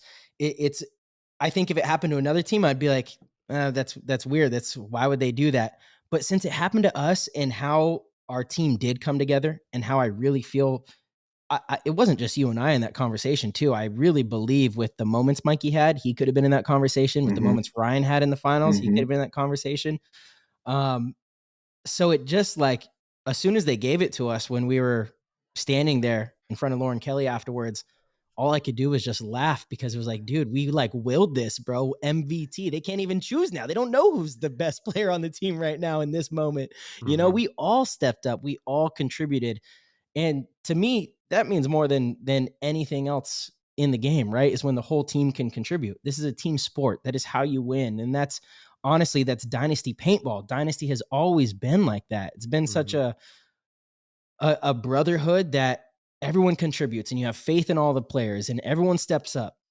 And that's how it went down. So, it's like, it's a mixed thing for sure. MVP is normally and I think it's one of the coolest things ever. You guys, you Marcelo and Blake Yarber both got the golden barrel, together. That's one of the coolest things ever.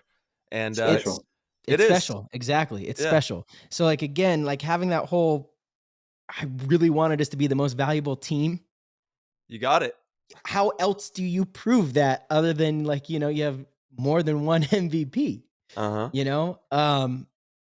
So yeah, it is special. It is, for sure. It's never been done before, and it will probably never be done again. You know what I mean? I'm sure that is something that will never be done again. Mm-hmm. Ah, man, that performance was I mean, how do you, going back to that finals match, who do you pick on? Where's the weakness in that squad? That was everybody stepped up and had masterful points, Mm-hmm. like you're saying. That's what it takes. That is what it takes to win championships. You cannot do it any other way. You can't. It's impossible. It's 5 versus 5. It's 5 versus 5. If 5 of them are playing better than the other 5, if there's 4 great ones over here and 5 over there, you're probably going to get the win over there. It's 5 versus 5. And that's the way it's done right there. Totally. Yeah, I would not have wanted to be in position to have to pick between any of our guys, and especially going back and watching and seeing how well you played, Blake. I'm like, I don't know if I would say that I deserved it more than Blake, and I'm sure you kind of felt the same way watching it as well. There were like massive points that each of us had that changed the outcome of that game, for sure. I could just speak on what I did, and kind of similar. It was interesting to hear your process of like your intention there to make sure you shut down their attacker, make sure that you got into Billy's head, and make sure that you made it to where Billy wasn't able to go do what Billy does down the snake side. Because I didn't see that perspective. Obviously in the game, I'm like focused on what I'm doing. And for me, it was control my side. That's always been my philosophy when I'm the one on the Dorito side is you can send the 4 other bodies the other way. As long as there's not a ton of big structures on my side to where I can't control anything. This Dorito side was a little more traditional. I could see a lot of the movement. I can isolate and put one person in and make my move, It was just control my side. Make sure that we don't lose on my side and we win some points on my side, right? But we're never going to lose on my side. If I could do that, and pull some points out on my side, then I know the team's playing well enough to where we're going to win some points elsewhere. And at the end, when all the cards fall, I think we're going to be in position to be ahead. Mm-hmm. Yeah, the Dorito side was cool because even if they slipped wide and got, say they get past your middle and up into the Doritos, as long as you have that information, you have one in the chamber over there. You don't even have to play that player. Really, it kind of makes your job easier because if he stays in the D1 or that second one, you kind of have to play that player a little bit more. But once he gets locked into the chamber, okay, I got one ready to roast down the wire if I can make this move. And it kind of, is a fun game to play in that aspect. And you can really pick on the middle a little bit more and then make a good move and pick up that wire kill at your disposal. Totally. Yeah, absolutely. And especially if they didn't make a big run off the break to get past the Dorito one, it was really easy to, again, control that side. Yeah. Which is funny. Blake and I had this conversation so many points. Blake was going to that can shooting Snake Way. Now I get it. Now I get why you didn't want to not shoot Snake Way. Your mission that game was to control the snake. I was like, why are you being so stubborn about this? Help me a little bit. But I kept asking Blake, I'm like, hey, and it was usually when I would go short. If I would just go to the tower, I would say, hey, Blake, can you please put the extra gun wide? Because if Archie makes it wide, I'm in trouble in this tower. He's just going to do the bounce shot. And even if I'm looking at the snake, it's coming into my pack. Like I need your help to make sure if he's mirrored up with me, I feel good about that. I feel good about the gunfight. I'm going to control this side. I'll make the first move out. But if he gets wide and we go short, because there was a point in that match where I got shot off the break 3 points in a row going to different spots over there. And so that's when I was like, hey, Kevin, no, I'm pulling short. I'm going short. I want to be alive. Let's try to make sure they don't go super far on the Dorito side, so just give me that. And then you can move that gun back towards the snake side. Just help me on the break. Let me go short and be alive. And then I'll be able to make my moves. They said, nope. Yeah. Blake just kept saying, no, yeah. Blake, please shoot this way. No. He would wait till we got on the start gate and say, Blake, what way are you shooting? I'm shooting snake side, Now you know my mission. I'm shooting snake side. No. Shoot Dorito side, Blake. Help me. Help me. He's looking at me. Help me. So finally, and there were a couple times where like, if he would have shot Dorito side, he would have shot Archie for sure, because Archie did take the bite. And then it was the point that we were tied. It was when we were tied, right? 5-5? Or was it 6-5? Yes. I think it was 5-5. Yes, we're at the gate. We're at the gate and I'm like, Blake, please shoot Dorito away. And he's like, okay. And I was like, yes. You know what? That was the point, 5-5, when Rainey got into the snake, and that's the point where I'm pretty sure, because I remember the scoreboard was behind him and it said 5-5 on that. We lost that point. Oh, really? You're talking about, Ty, we lost that point. Okay. Yeah, we were on the far side for us, so opposite end of our pit on this one. Mm-hmm. Yeah. Yeah, it was 5-5, and again, like Blake, he's going to run. I'm going short. He's going to run. Come on. Shoot this way, baby. Sure enough, he shoots that way, shoots Archie on the break. I have the whole Dorito side to myself. Make some slow moves. They end up blowing the buzzer. Yep. Yeah. And then we're up by 2. I was like, Blake, you did it. Yeah, I mean, you shot him. I do believe Ryan was shooting Dorito side also. So one of us shot Archie going wide, which was It huge. was you. And then I pushed up instantly into the hundreds, like we were talking about earlier. And so did Colt. And I caught Colt early. That's right. Right. So Colt and Archie go walking off. Rainey makes a great shot, shoots me out, and then Rainey gets stuck in that tower over there, and they concede the point. Yeah. Yep. So we're on opposite ends right now. That's a different point. That's not the point I'm talking about. Yeah, it's that point. No. So the point you're talking about, Rainey's in their pit side tower. No. Okay. Our pit side tower, Dorito tower. Okay, so I shot Rainey on that one. Yeah, there's different points, but I remember which one. Okay. Yeah. I remember which one you're talking about, Yarber. I think they're 2 different points though. But yeah, it was man, what an event. What a World Cup.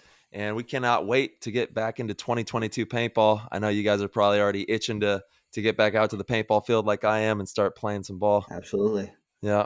That's what it's all about, Absolutely. dude. I mean, there's some, like, like we started this conversation, the fight was tight. We played against Infamous in the semifinals to decide who was going to win the series. That's right. And you guys were in the mix, and so was Impact, of course, but yeah, they were out. They lost in the quarterfinals. Right. Yeah. But I think if they had won the event, if any of those teams had won the event, I think they were going to take it, or close enough, anyways. So did you guys know that information playing Infamous? Yes. Yeah. I figured it out after we beat Infamous. I knew because Impact had already lost, and so I see. Then Infamous was in second. We were in third. We were hardly behind them. So yeah, if we moved on, if we at least got second, we were ahead of them. We're going to win the series. Wow. Yeah, I know. Victor, dude, he was ripping. He was like, "We got the series, baby!" I just saw him after you guys won that. I was Jesus. I was like, "Hey, Vic, dude, congratulations, brother!" You know what I mean? That's huge. And yeah, Victor, but it's not if you don't win Cup. I know, you but have to win World Cup. He was excited. Let the man be excited, and he Let him live. Yeah, and Victor came in strong. He was putting in the work. Oh yeah, he always does. Victor's such an asset to the organization. Huge. He does a tremendous amount from the video to making sure that everything is all dialed in and you guys don't need anything. And being able to, he spends so much time editing and filming paintball, which in my opinion is one of the most valuable assets that any organization can have. If you can film all of your practice and see every point you play, and then, take that into an event and already have, it's all about that third person optics perspective. You need to have an eyeball in the sky seeing things that you can't. And when you have game footage like that, it's tremendously valuable. And he spends so much time doing that, which is amazing. Yep. Yeah. Yep. Yeah. He gives us exactly that third eye, the ability to go home during the week and watch the film and think about these things. Oh, man, that's special. So thank you, Victor. Yeah. Did you watch all that tape? Do you watch it all, Blake? A lot of it. Dude, I live in the boondocks now. I'm way up in tree country, and so trying to load a video takes a long time. Dude, I love that. You drove a couple hours to do this podcast, right? Aren't you at your sister's? My sister's 2 hours south. I asked my cousin, who's 15 minutes on the water, but she has good. Oh, internet. I don't get that. Go ahead. Sorry. I didn't realize you had to leave. You're not at your house right now. Dude, that's crazy. Thank you, Blake, for driving to be on this show, man. That's amazing. No, thank you. Thank you for having this podcast. This is great. Dude, it is a good time. The community's lit. We got the best supporters in the world, man. Thank you, everybody who tunes in. Straight up. Blake, I got to bring this up, too, because I think it happened in Chicago in the finals. Okay. Blake, please shoot right. The whole time. the whole time, dude, because they were shooting us on the break and then running super far. Yeah. X Factor in the finals. Yeah. And then the same thing kind of happened where you finally shot right towards the end of the match, shot the dude, we won the point. Like, thank you, please. Yeah. Going off script there. Sometimes audibles are good, you know. Dude, sometimes they're good. It's huge. It's And playing the game, you know, because it is. you know, going back to that conversation, it's so easy to beat a team if you could read what they're gonna do. If they have a book and I'm reading the book and this guy's gonna go here next and this guy's gonna go here next. But if these guys are playing off script, they're playing the game off script. What's he gonna do next? I don't know. Yeah. Where's Blake gonna shoot off the break? Totally. I don't know. You brought up that I waited until we were on the box to say it, but that's when I was like, oh, you got to shoot this way. You know, like you just see how they line up, how many pods, whatever. You just see things that it's kind of one of those things where you don't quite understand exactly what it is it's telling you, giving you that intuition, but you feel it. You know, you've been on that box enough times in those moments against those players, against those kind of teams, that coach, where you're like, hey, this is audible, we got to do this, you know. And especially on that layout, you see different formations, how many guys are on one side, is that 3 guys snake side, so are they going to go short over here, what does that mean, you know, those kind of things. So I think we've sorry, go ahead, Marsh. I was just gonna say, I think we've done a good job of giving each other, not just you and I, but our team a little more of that freedom. And honestly, I give a lot of that to Alex. Alex has really come in with a fire and kind of encouraged all of us to just wamble a little bit more, right? And if it doesn't work, screw it, you know, on to the next. And it's pretty powerful. It's powerful what Alex has come in and, you know, he solidified it with the MVP performance in Chicago. You know, you have more faith and confidence in that style when you see it work out there like that. And man, really just across the board, everyone on the team is in a good spot, really. Yes. Right. That you got to feel free to have success. You have to have that sense of freedom, right? It's like any relationship that you build in your life. If you have a relationship that's built on anything but love, trust, and freedom, you know, and like the assuredness that I know that you're going to be doing your damnedest and you're going to give it your all, and I don't have to box you in, I don't have to corner anything, and if things don't go the way that we plan, hey, screw it. We'll keep dancing. We'll keep making this music. We'll keep it alive and keep working hard for each other. But you have to have that freedom in life and on the team to make mistakes, to be able to, you know, mature. And that's the only way you grow.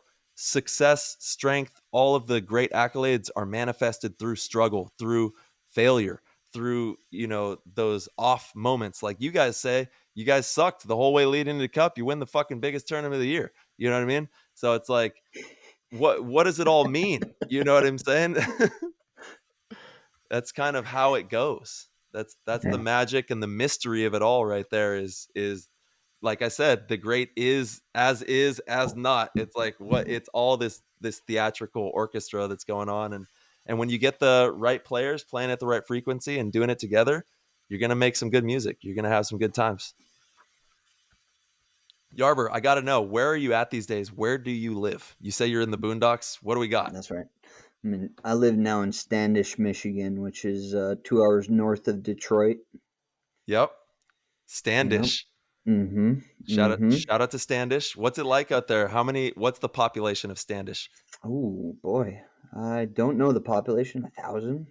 Really? It's pretty low. That's like... there might be more than 1,000, but there's not a lot of folks. Yeah. Not a lot of folks. You wave to everybody you pass on the road. Absolutely. That's like where my parents live up in, live up in the Shasta area, and it's just tight knit. You know, it's tight knit. It's a beautiful thing. People hold the door open for each other. You know, everybody acknowledges each other. They say good morning, whatever. You know, there's so much to be said about just acknowledging another person. You know, what a boost. What a boost to say, you know, that guy saw me. Yeah. Yeah, it's nice. It's because you know you guys are going to see each other again, you know, in these big in the big populations. Yeah. They're like, I'll never see this person. I could be just a complete asshole, you know? Yeah, it was tough for me in the city. I was walking around the city going, "Hi, good morning, good morning." Yeah. And nobody was giving me anything back. Dude, yeah, talk to us about that. You lived in San Francisco when COVID hit, right? Mm-hmm. Dude, so what was that like? That was one of the craziest places in the whole country to be at that time. Yeah, I mean, I think we had our first podcast. That's during right. that. Yeah. And so we spoke about it a little. It was ugly. It was ugly. It was. Just mayhem. A lot of crime in the streets, and they weren't going to prosecute you for anything under $1,000. So people were just stealing $900 left, right, and center. Wow, it's crazy. Yeah, so, sad. dude, just sad. You're not too far off. In 2019, the population was 1,421 people, and I say 21 because that one person is important. You know what I'm saying? Yeah, that low. Yeah, and at any population, but it's like, man, that's crazy. There's 1,400 people, in your city, and that's a beautiful thing. It's tight knit. It's great. Yeah, I'm having a good time out here. It's gonna be 25 degrees or something like that tonight. Be nice and chilly. Oh yeah. How's Laura and Hunter, and what's the other dog's name? I'm sorry. Yeah, we got Chase dog and Hunter dog. That's right. Yep, Chase. Yeah. Hunter was chasing some deer today, which meant that I was chasing Hunter. And Chase was off there in the bushes, but luckily Laura found him. Laura's great. She's still managing a restaurant in San Francisco, and she's doing some loan brokerage. Nice. For real estate. And she's getting ready for Thanksgiving. We're having the family over, so she's cooking. My wife is a wonderful cook. The best, dude. Lucky. Oh my God, she cooks up a storm, man. Her Instagram. Yeah. If anybody knows, she is a master in the kitchen. Yeah, so yeah, it's been good. That explains she likes it. There. Yeah. What the big belly? Yeah, you want to talk. Hey, whoa, bro. Dude, nobody here knows. We got a little belly going. Yeah, you are blessed. You're a blessed man, Yarber. You have a beautiful life, dude. Thank you, dude. Yeah. Thank you. And I think you even got you got some land on your property. So you set up a little like woods ball field for yourself there. Yep. I was trying to do drills before Cup, and I was, but it was getting a little too cold, and the paint that I had was getting a little brittle. Yeah. But yes, I now have land behind my house to do drills, to even set up a field if I wanted to. I don't have the bunkers yet, but nice. But maybe in the future I would like to make that happen, because that'd be nice. I feel good about this sport right now. The team is playing really good, and I would like to keep that forward progression going.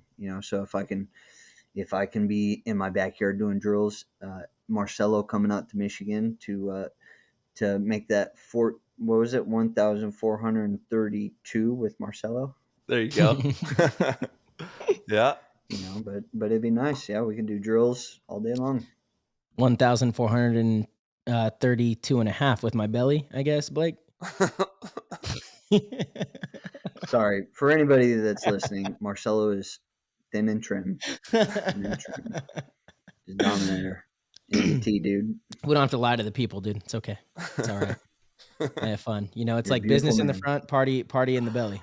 Yeah, let me see that hair. How's that going? By the way? Dude, the hair's going great, man. The hair is going great. The hair is is flowing. Yes. Goldilocks.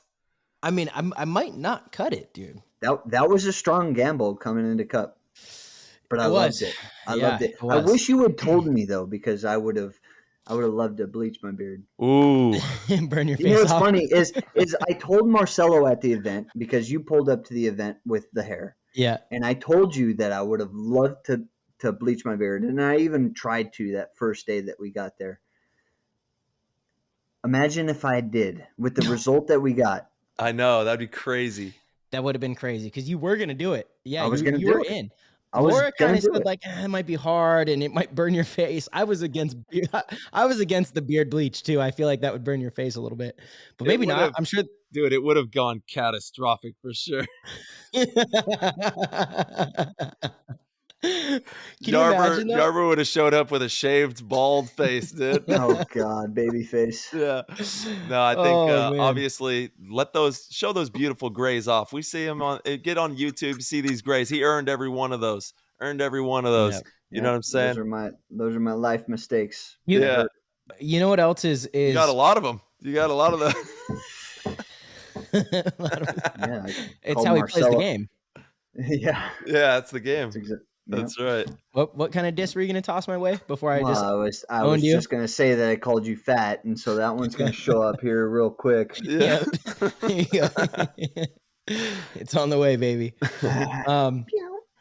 I think also special and something, you hear people say it. I mean, when I was on the Russians, this is where I first heard about it, was from Kirill, Dynasty Magic. I remember we went to play Dynasty in one of the events, and fortunately we beat them, but in the meeting, Kirill wouldn't stop talking about Dynasty Magic. It's like, if we're up, we have to stay up. If we're beating them, we have to keep attacking because they have Dynasty Magic. and no matter what, they can come back and beat you. And that's always stuck with me. I've always brought up the term Dynasty Magic. I don't know if Kirill, if that was a Russian thing or if that's something other people said as well, but it does seem that way, that things tend to work out for Dynasty when the story is fitting. 20th anniversary, the three of us sitting right here end up winning the World Cup with Dynasty. We toss on the throwback jerseys. It's the 20th year. Hadn't had a ton of success in recent years under the Dynasty name, and we go and win that event. The team bringing you and I, Blake, on as owners, going on to win the Chicago event, and then me and you being the MVP of the World Cup. I mean, it's you almost can't write the kind of story, right? It's like there's something special happening there. I don't quite know what it is. You can't put your finger on it, but it's an interesting and unique thing. That's you're right. It is special, but it's funny. Taking a step back after Cup, I started thinking about the year.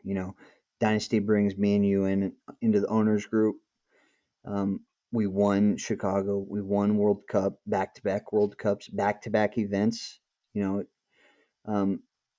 I started thinking about it, and the three masterminds, our three olders, they're steering the ship.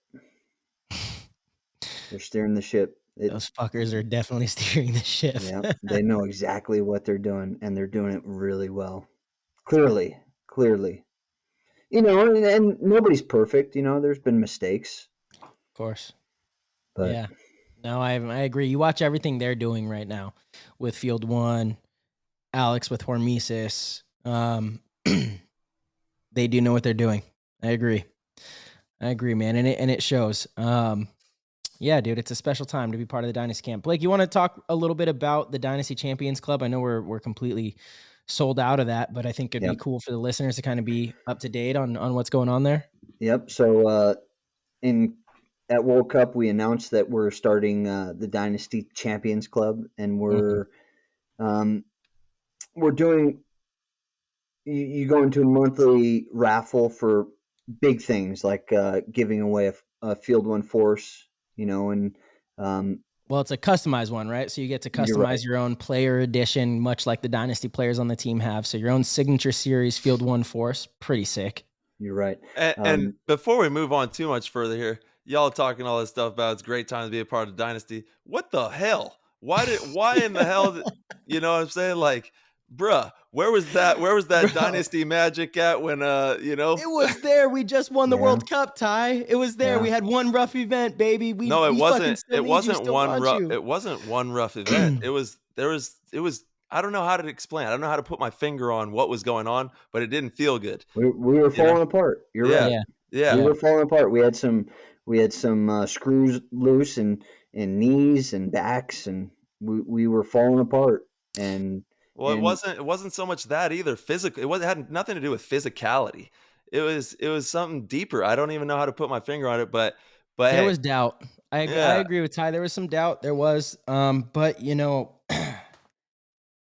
I think you can equate it to, and Yosh did a really good job of talking to me about this, you know, about when you left, Ty, and why that may have happened. Obviously there's a bunch of other reasons, but families fight, right? Families fight. And sometimes brothers get really mad at each other and they don't talk to each other for a little while. You know, I have a little brother that I've been close with my whole life, but I've had spouts of 6 months where I don't talk to him because I'm so mad at what he did or how he treated one of my other siblings or how he treated my dad, you know? And there was definitely some doubt. And, you know, we talked about this on the show when we had Henry Sense on. We also, I talked about it on one of the Go Sports things. Anytime any sort of doubt creeps into a team, it becomes really toxic. It can become poisonous and it becomes hard to move on from. And there was some doubt about certain things, about how certain things were being run, how certain things were going, how a lot of stuff was going on. But you know, that got put to rest, you know, and it is unfortunate. I mean, I say here on air, man, I wish, I wish you were still here with us. You know, I know a lot of the team feels that way because I think it was all stuff that we could have worked out and we're going to work out. And that's exactly what happened. It could be argued that me leaving may have been the best thing that could have happened for the team. Sure. I mean, you know, you hit us with the left hand and then the right, you know, and you got big left and rights. Yeah, the left. Right. You, that could be argued that you were the spark that brought us back into the mix. I don't think so. I don't think so either. I don't because so none, zero. Well, no, because dude. We just came off a World Cup win with you, Tyler, with the same exact I know, squad. but to say zero is kind of hard to, you know, I don't know. Zero. No, okay, I didn't mean zero. Yeah. I do get what you're saying. Of course, okay, maybe not zero, but again, I'm not saying 50 or 100, but I'm just saying it plays a factor. So it does. Of course it has to, right? You can't sit up here and think that it wouldn't, but the reality is I think we did start to really right the ship and get a good dynamic going into World Cup. No, I mean when you were on the team, Ty, right? Going into World Cup 2020. That's why we won the event. And then honestly, the first event in Orlando was like, I actually thought we did really damn well given the circumstance.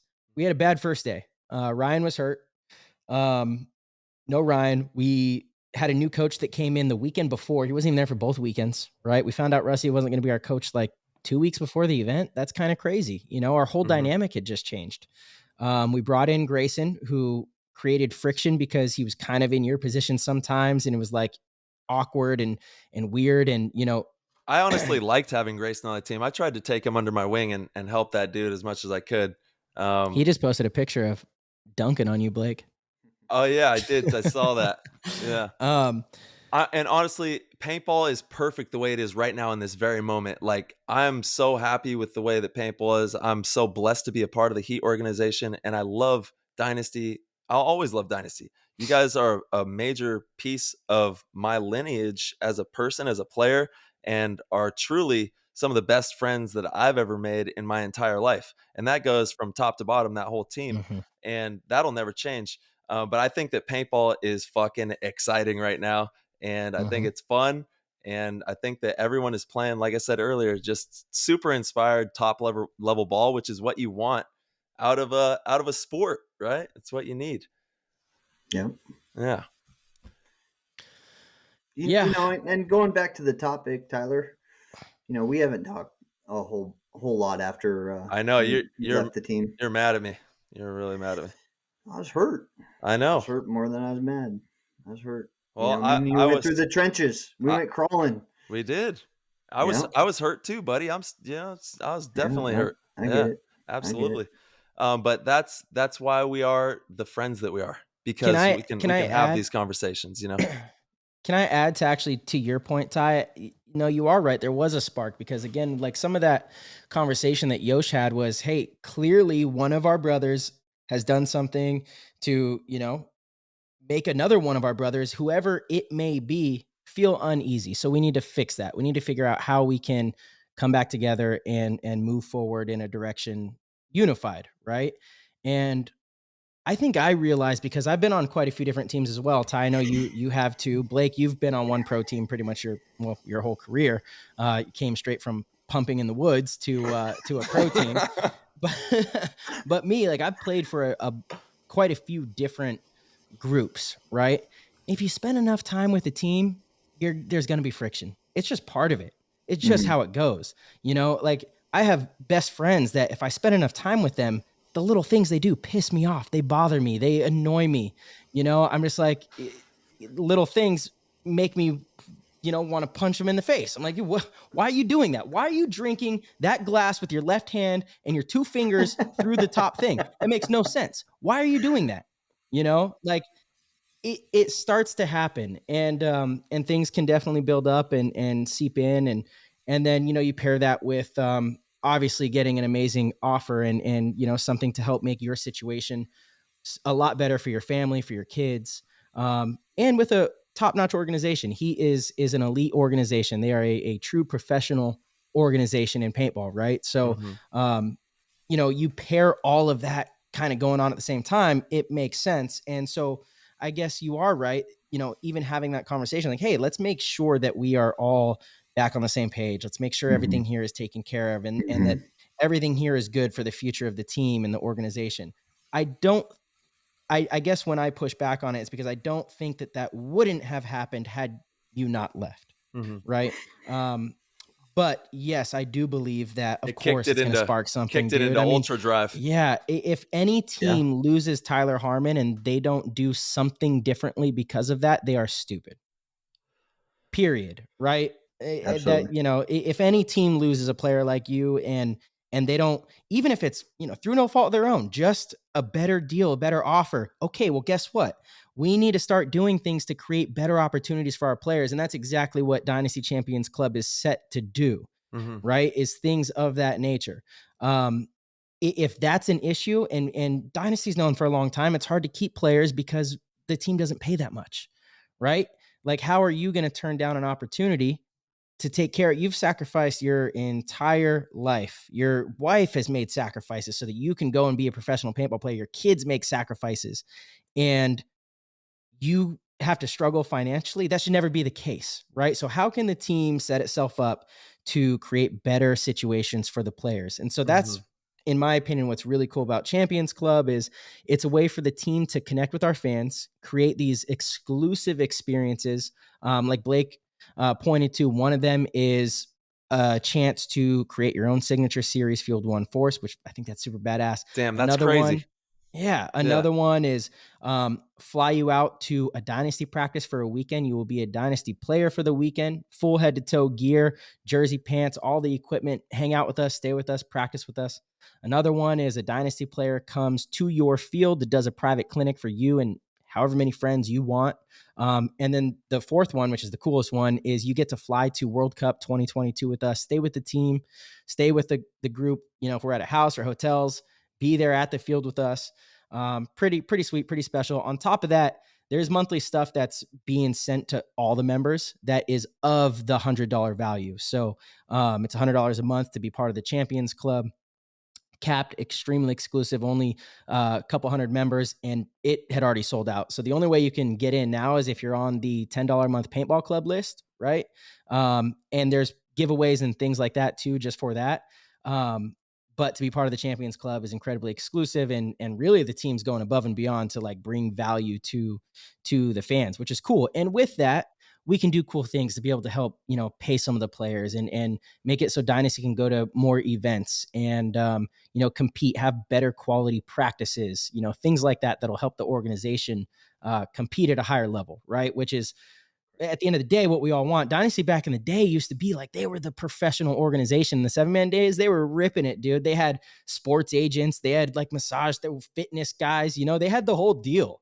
They were the legit primo professional organization. So the team wants to get back to that, and that's a really cool thing. That's why it's a cool time to kind of be in that camp. Yeah. The Champions Club, you guys just opened that up within the last couple weeks, right? At World Cup. Yeah. Yeah, it launched Saturday at World Cup. Wow, that's awesome. And Pretty yeah, spectacular. the members, dude, imagine that person who wins and is going to be able to fly to World Cup and be like, what? Can't wait. Dude, that's Can't awesome. wait. That is so cool. Absolutely. And that's what it's all about. It's for the culture of the game. All love for paintball. You know, we're going to keep pushing that forever. And I'm glad to see people like the overlords of Dynasty. They love paintball. I mean, how could you not? It's the greatest sport ever. And they continue to pour their hearts into this game for the culture, you know? Mm-hmm. Absolutely, man. Yarber, what are you doing this off season? Little segue out of the stiff talk. Sorry. Yeah. I will say this, though. For the listeners, that's all they want to hear is like the realness between the three of us of these conversations. Because look, at the end of the day, we are brothers. All three of us here are absolute brothers. We're good friends. And we've been through a lot of different types of situations. I mean, Tyler, you and I have been on the same team multiple times, right? There's been times where I've left you and now you've left me. We've done that too, you know? So like, look, it's part of the game. And at the end of the day, we get off this public interview and I call you and tell you how much I love you and vice versa, you know? And we have those conversations nonstop, you know? And I know Blake feels the same way. So, you know, a lot of the listeners, they're like, they want to see this stuff. They want to hear this stuff because otherwise they just kind of, you know, put whatever they have in their mind up and that's not fair, you know? Yeah, I think it's good. I think it's valuable. And, yeah, it's real. Anyway, it's real. Exactly. Yeah. It's real. So, yeah, I mean, you know, it's hard to say, but the thing I miss, you know, I miss you more on the team than you playing on the team. I know what you mean. Yeah, I know what you mean. You know, bro, you were my road dog. That's right. It was me and you. Hey, what the fuck was I? Well, you know, too tall over there. Yeah. No, I mean, all of us are road dogs and we had some great times and great memories. And, you know, the blessing of life is we're still young chaps and we're going to, you know, off the field life in and out of paintball, be creating life together and still making these great memories. And, you know, shit, I want to come and see all 1,400 of those people out there too, Yarber. You know what I'm saying? I love traveling and love seeing the countryside, and I would be honored to take a dip my toe in that stream you got back there in that land, you know? Did we just become best friends? I think we just became best friends. You could borrow him, Blake. You could borrow him. Yeah. Yeah. Please. There's a lot of cold water out here. I'm looking forward to jumping in and get out here. And Laura's cooking? Oh, yeah. Come on, dude, bro. Blake, that little pond you have in the back, is that considered a pond? What is that? Little thing. It's a offshoot of the river. Okay. Yeah, it's a finger of the river. Gotcha. But it doesn't move very much, so it's probably more like a pond. But it gets super cold, so you can take ice baths in there right now. Oh yeah. Oh, that's nice. You do that? Oh yeah. That's nice. Wait, you go dipping? Nice. Is there ice on it? Right now there is. There you go. Break through that. Jump on in there. Yep. Boom. All right, I'll send you a video tomorrow. Okay, dude, that's going on PTG. Please send us that. We need that. Did you do any of that to help with your knee? The listeners don't know because you never talk about anything really, Blake, publicly or have much of a social media presence. It's kind of your style, but you've been dealing with a pretty serious knee injury for a while now, and it seems like the last couple of events you have not had that pain. You've kind of been in the clear. What's your protocol been? Yep. Coming out of World Cup last year when we won, going into World Cup, I had some pain in my knee and I kind of limped it through the event, and going into finals, I was under a lot of pain going into the finals, played the finals, we won, you know, and in that moment of elation, the pain went away long enough for me to get home. But when I got home, God, I couldn't bend my knee. I couldn't drive my heel into my buttocks. Your buttocks? Yeah, my buttocks. And so I was really struggling with that. I started seeing, I don't know, I probably saw 5 different doctors. Holy to smoke. try and figure this out. I went and got a MRI, and what the consensus of the MRI was that my patella, which is your kneecap, had come out of the groove that it travels in and was running awry, basically. And I forget what you call that, but long story short, I had a dislocated patella. Whoa. And so, I started going through all this physical therapy, and it just wasn't working. I wasn't getting any relief. I still couldn't go down on my knees. So, and that was going through Philadelphia. I still, I couldn't get my knee under me. I couldn't get the relief in my knee. So after Philadelphia, I saw this. He's called a Gungstead chiropractor. I'm not really copacetic to what the difference is between him and a normal chiropractor is, but I think that he uses a device to read your spine. So anyways, I started going through him. He fixed a kink in my neck, which was great. But anyways, I started working with him on my knee, and one day I went to him and I said, look, we've been working on my knee for a little while and I just don't feel the relief, but I feel like something's wrong with my ankle. Can we just focus on my ankle today? So he adjusted my ankle. I went home. I was working. I was doing some electrical down low, and I realized that there was no pain in my knee. The pain had completely gone. It was wild. It was wild.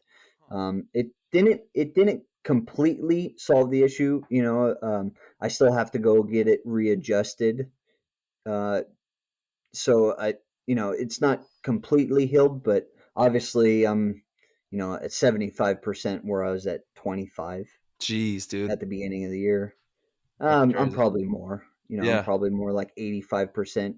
I have bad days and good days, but I'm trending towards a healthy knee. Does the cold weather kind of affect it a little too? Not that I noticed. And back when I first moved to Michigan, that was early April. We still had ice, so I was ice bathing every day. There we go. My lower extremities. And then it says a Gongstead chiropractor looks at the whole person and searches for a source of a patient's pain and discomfort by examining the spinal misalignments, nerve dysfunction, foundational imbalance, which could lead into the ankle like you were talking about there, and motion disturbances is what it says here. So that's really interesting stuff, man. I'm glad to hear that you're healing up well and getting out of that, because that is not fun at all. Dude, you changed my life. Yeah. Got me back in the game. There we go. Dude, hell yeah. That's crazy, Yarb. Yeah, definitely hit the ice bath. Do a funny video, make it PG so we can use it, and then and we'll throw it up on the old Instagram there. All right. Nice. Good. Wow, guys. Well, what do you say? Well, what else we got? We got questions for Yarb. We still got a lot of questions for you. All right. What did you say to Rainey? Yeah. Question number 1. Yeah. Now we got to start with our iconic question for sure. Shout out to Quinn. Yeah, Quinn is the man. So dude, he's doing great stuff. Absolutely, dude, crushing it. Paintball has needed Quinn so badly, and he just stepped up to the plate and is hitting dingers everywhere, every which way. He's hitting them out of the park, and we got the iconic awards that are going to be coming up soon as well. I mean, that's the biggest dinger, is to nominate you number 1, Tyler. It's just a nomination, man. I probably won't win, but it feels good to at least be nominated. Dude, I'm not counting you out of that race. Yeah. Well, I appreciate you, man. I appreciate that. You're playing the best game I've ever seen you play, Tyler. It's hard to get you off the field, man. I like it that way. We could have thrown it back at you. Where was that? All of a sudden, you're over here winning every fucking point. 1-on-2, 1-on-3. I feel like I won my fair share of 1-on-1s and 1-on-2s. Absolutely, dude. You've won more now. You can't say now. It's like Yeah, but what did he learn? I know why. He learned that on Dynasty. Mm-hmm. Yeah, but it's you're just in those situations all by yourself more now than you were with us. Oh, give me a break. I'm sorry. That was a low blow. Give me a break, love you guys. I'm just kidding. I'm just kidding. Yeah, you better. You're outnumbered right now, Tyler. Yeah, you better watch it. I'll take both of you. Dude, I don't want none. 2-on-1 on or off the field. Shit. No, I agree with Blake, dude. You've been special to watch. And actually, Blake, you said something earlier about somebody making it look easy, but actually, no one, in my opinion, has made the game look easier this year than you, Tyler. I'm watching, like, at the events, everyone's talking about how good you're playing, getting into, certain spots on the field, shooting people, winning these 1-on-2s. And I'm watching all of them and I'm like, it almost doesn't look as good as it is because it looks so effortless. Yeah. I truly mean that. It's like, oh yeah, just shot this guy, just shot that guy. Cool. Hit the buzzer. It's like that was a 1-on-2 in an important point, and like so many points where you slide into the 50 snake, get a couple kills. And it's like, it has looked so effortless that you almost don't appreciate how hard it is to do. I don't know if that quite makes sense. I don't know if it's because you've always been an athletic specimen, but it's like you are moving around the field like it is your playground and you can kind of go anywhere you want. And I agree with Blake. I mean, it's some of the best ball I've seen you play too. I'm definitely playing with a zest, and I'm having a lot of fun being creative. And honestly, I just want to be the best teammate that I can be. Like you're talking about MVT, I legitimately don't give a shit about myself. I really don't. Like I don't even, if I don't care if I play. Really, if the team wins, I just want to be the best teammate, and whatever I can do, if I need to learn whatever, that's my big thing, is just going above and beyond to be the best I can be. Not just as a player, but, like you guys talk about, being the best team, man, making that come to life. Well, if you want our team to win when we play you, you should not play. So, yeah, it's a good... buddy, here we go. We better get into these questions. Let's get into the questions. You know what's funny is I thought this was going to be a shorter show because we've had Blake on. No way. We've gone the distance, dude. This has been fantastic. This has been a fun one. And he's only told one story. Dude. We need more stories. That one beard pulling story was great, though. I like that. Hey, how do I change this? I've been staring at Marcelo for 2 hours now. How do I see you, Tyler? You can't see Tyler. No, I can only see you. Dude, what a tragedy. I'm sorry. I thought you would like transition, I don't know, halfway through or something, but so up in the top right, there's a view thing and you go to gallery, but don't exit the damn Zoom at this point in the show. Yeah, don't leave us. So can I click gallery view? Yeah, there you go. Am I there? Gallery view? Yeah. Oh, there he is. You got to be kidding me, dude. There he is. Dude, you're talking to dum-dum here. That is such a Blake thing. Hey, but dude, here I am. There I am. Yeah, there you go. The voice. Yeah, it's just been a voice this whole time. Dude, I've been smiling. Right. I've been making mannerisms. Man, and the crazy thing is, the way that you've been looking at the screen, I thought for sure you were looking like directly at me. I was like, he's just looking at his reflection in the black box. I love you so much, Blake. All right, Yarber. Let's dip into iconic question. Yep, let's hit it. You want to get it? Yeah, I got it. I got it pulled up. Iconic question. All right. In terms of offensive creativity, attacking through the center, you're among the league's best. How much of that creativity is planned out, and how much of it just unfolds in the moment? Let's see. None of it's planned with Blake. Yeah. Well, I said that I was going to go to their side in the finals, but that was one of 5 or 10% is planned out. The rest of it's just instinctual in the moment. Absolutely. Yeah, I mean, you have your base, right? You have your foundation. Sure. And then I'm looking at moves the whole event, and when can I apply these moves? So maybe that's still not planning out because I'm not going into each point thinking I'm going to do that move. Yeah. Okay. let's say 15% of my moves are pre-planned. Mm-hmm. Yeah, because you're hardwiring yourself. You already know your options. Let's put it that way. Mm-hmm. Like when you arrive on Sunday, you know all the options, and then you're just picking out of your bag of tricks, essentially. Yep. You might have 5 tricks, you might have 4 tricks, but you're just using a trick at the right time with the right moment to couple it. Yeah, it's tricky. Yeah, it is tricky, huh? Huh? Huh? I It was can afraid be. you weren't going to get that. You got it. We got you here. We Oh, got boy. you. All right. Let's see. We got shout out to PTG World, best Discord in the paintball scene. We absolutely love everybody in there. We got a bunch of questions for you. You are a hot topic tonight, Yarber. Marsh, I don't have it pulled up. I don't know if you do already. I do. Okay. If you want to hit one. I didn't realize this happened. From our boy Chris Young. Shout out to Chris. He was out there. He watched just about all of our games. Chris is dope. But he goes, how did you not manage to get your goggles over the net twice? You missed twice? Well, the first time I threw it, it bounced off the top That's so wire embarrassing. or whatever. Yeah. And so I picked it up and threw it again, and I think it bounced off the wire again. You're right. And by that time, I was running for it to give it my third try, but someone climbed under the fence. They had enough of my antics. So you never got to throw it over? Someone climbed under and stole it? I couldn't do it. Clearly. I'd spent everything on the field. I was spent. Yeah, that's what it was. That's your answer. I was spent. There we go. I like that's that. funny. Al Dudley, how does it feel winning the Golden Barrel alongside MM33? Dude, it's great. After we talked about that during the show, but after the year that we've had, and not a lot of people know this.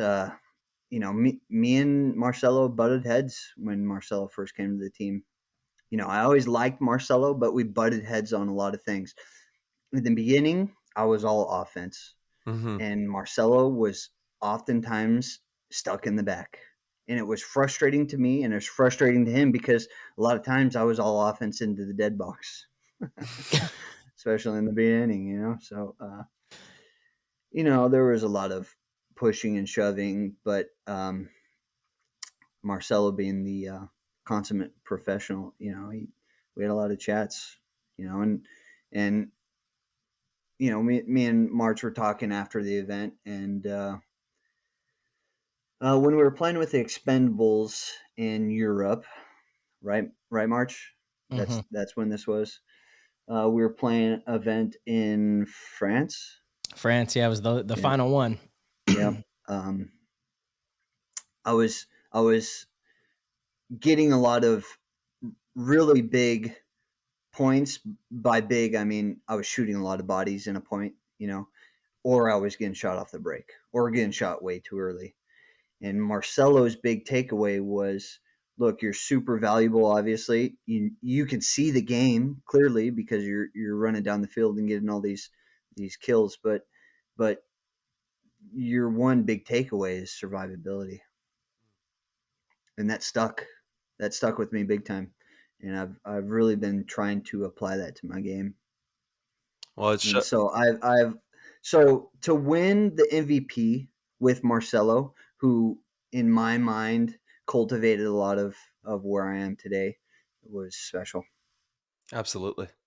It's a big compliment, Blake, but it's all you, dude. I was just pointing out what the path you were already on, man. And that was a special weekend because I was hurt, so I was coaching, right? So I think it was easier for us to have that conversation when I'm not playing alongside of you and also criticizing. I was in the coaching position with the team, and I mean, your high end is, there's nobody better. Your high end is as high as it gets. Like maybe on par, other people can maybe be on par, but your explosive points are just out of this park. So if you can mitigate, and this is really the conversation, it's the toughest thing for any attacker to do. It is the number one thing that makes a number one go from okay to elite, is when they learn how to have those high end points and never have the low end points, right? Have the high end points when they're there, and when they're not there, you're still alive, you're reliable, and you just have like an okay point, to shoot one guy instead of 5 guys.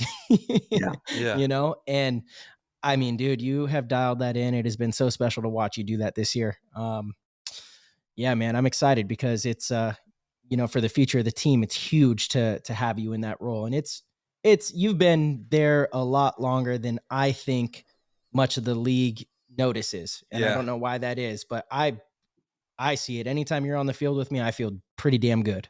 Mm-hmm. That's just bottom line, man. I want you out there with me every single point. So, that's for the listeners, for young players that are in that attacking role, learning to value your life and be reliable to where you notice when those opportunities are there and you take them. But when they're not there, you don't force it and you stay alive and you let someone else on your team take the opportunity, right? That ball will get passed to you again. And maybe not the next point, maybe not the point after, but a couple points down the line, guns are going to shift. Your opportunity is going to open up and you're going to go shoot 4 or 5 people again, and then the next point, maybe it's not there, but you're alive and you allow your teammate to go and make that move. It's really about, passing the ball and recognizing when you have the opportunity and when you don't. When you can do that, that's when players like Mouse became who Mouse was. When Chad George finally clicked with him, he became one of the absolute best. Those players that are known for being the one on their team, they're only elite because they also can be a 2. They can also stay alive and control the game. They can also, and Blake, you've done that phenomenal as well. I think all the extra events, and I've been playing against you overseas, even though same team on Dynasty, but I have to deal with you in these other countries, and seeing just your versatility. It's like, to me, it's no surprise. I've seen all of this in practice. I've seen it in other events, and it's no shit, Blake's the MVP. I mean, there's been so many events that he could have been. So it's been a long time coming, I guess, for it to finally connect in the States, I guess. But I don't know. Again, as your teammate, I feel like I've seen it and noticed it for so long. Yeah. I mean, and back to the question, the original question was how does it feel to win with you, that MVP? And today, this year in particular, not only are we co-owners in the same paintball team with the elders, but we talk more on the phone than we ever have by a lot. We really have started to build this relationship, and it's special. Aw, dude, I love you, Blakey. I love that. Making me blush on air. There's something to that, looks, isn't it? There's something to that, though, dude. Again, I think Dynasty kind of invented it back in the day. Team chemistry, and I guess you can't say that. I'm sure there were teams long before that chemistry was like such a big thing, but the Dynasty Brotherhood came on the scene and was the big splash. And when they went on their big run in the early 2000s, teams tried to emulate that, right? Chemistry for so long was highly touted in the game of paintball. And then somewhere along the line, I do believe that it started to lose its credibility almost. And you had teams like Impact or Heat that have high salaries and they can acquire whoever they want to come together and play a special type of game. And then it was like, okay, actually, if you just have some of the top players, they're smart enough to figure it out. They can make it happen and go out and win. And then you would have, teams like the Golden State Kings over in Europe, where you would get a collection of players that don't have a lot of chemistry, but okay, they're smart enough and good enough to where that works. For a while, that was the case. And I think X Factor was the first to do it in the last, couple years. In 2019, when they won the 2 back-to-back events, when they won Chicago and Philly, it was like, they shouldn't be the team that's winning these events, but because of their chemistry, and obviously elite play by Archie, Rainey, but really their chemistry, they were kind of the underdogs, but they had that team together for a long time. Rainey was a new addition, so he brought a little bit of a spark, but the core had been together for a really long time, and you see them step onto the field and take down the Giants, right? Yeah. And then Dynasty did it this year. We did it last year at the World Cup, and I believe we did it this year, and it's that chemistry is really important. And there is something to that, because I agree. The better relationship that you and I have built has just, it pours out onto the field, Ty, it's the same thing. Like, why do you think you and I were on the field in World Cup overtime? Like, it's like, dude, are you kidding? I mean, you can't write it, but you can write it. We wrote that story the whole year. The whole year leading up to that, you and I sat down at this chair, talked to each other, and we wrote that story. Yeah. Right before it happened. I believe that. You know, and you look at like Ryan and Alex and them with their performances, that they've been writing their story for 20 years, you know, and I'm happy to see that, because I think it restores a little bit of the magic of the game. I really do. That like the brotherhood, the chemistry, that kind of team can come in and still perform like that and still take down the you know, quote unquote bad guys. You're not bad guys. It's just, you know, it's sometimes how they're framed, right? Everybody wants to see the big businesses fail, right? So anytime the mom and pop is the successful organization, it's touted, right? But it's good for the sport. I think it's good for the newer teams in the league to see that if they stick together, they can create something, they can build something. You don't have to, you know, have a big budget. You can make it work. You do have to have experience, but you can gain that with each other. You really can, and you are starting to see it. Like a team like Level Up, the teams that they've knocked out in the last couple of events. A team like NRG, you know, they've done very well. You're seeing a little bit more of it. Are they close to winning an event? No, probably not. But another 3-4 years, if they actually stick together, who knows? Maybe they can start to be the team. You know, people are so short-sighted. They say we're not going to win this year or next year, but in 3 or 4 years, if that group completely stays together, could they maybe go on a little run in the pro division without acquiring any other top level pros? Maybe, actually, you know, and to be clear, that's not after 3 years in the pro division. They've already been in the pro division for about, you know, 2 or 3 years. So, you know, you build some time together and get the experience. It's possible. You know, it's definitely possible. So yeah, I think it's a good thing what's going on. And Dynasty appears kind of to be mom and pop, but anybody who knows who Dynasty is knows that Dynasty is an underground whale. You know, like it is. Dynasty is a powerhouse.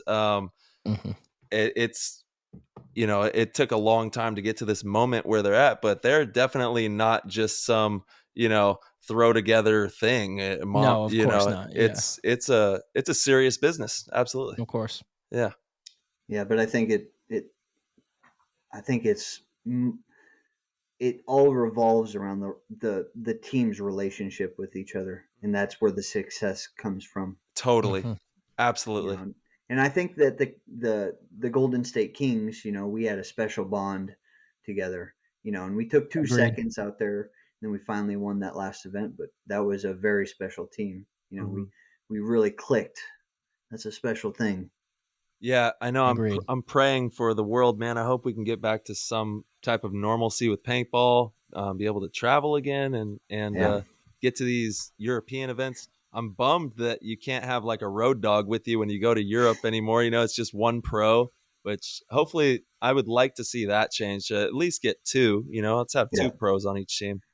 Yeah, yeah. There was nothing better than getting Tyler on the hard. Tyler, listen. I need a road dog. Here we go, baby. Let's go. Oh, man, that was some of the best times ever. I'll never forget. On top of that brewery, we went to the brewery, and we had those fresh pretzels and sausage and that fresh beer. Oh, my God. Sorry, was this Germany? In Germany, yeah. Germany, yeah. Yeah, dude. Rammstein Instinct. Yeah, Rammstein Instinct. Shout out. That was a fun team. Blake had another altercation at that event. Oh yeah, oh, God. Blake. You know Blake. He's got the altercations. He's ready to go. he's Yarber, rev it up, baby. The enforcer. Yeah, he is. Someone's got to do it. It's dirty work. I don't want to play that game. If you want to play that game, I'll play that game. That's right. Hell yeah. He's ready. All right, so I'm not sure whose turn it is, but I'll take this one. Pops 97 DMG crew. Biggest challenge in NXL from your perspective? I would imagine it's playing in the NXL, you know, probably at the top tier that you're playing at. What's the biggest challenge of doing what you do in the NXL as a player?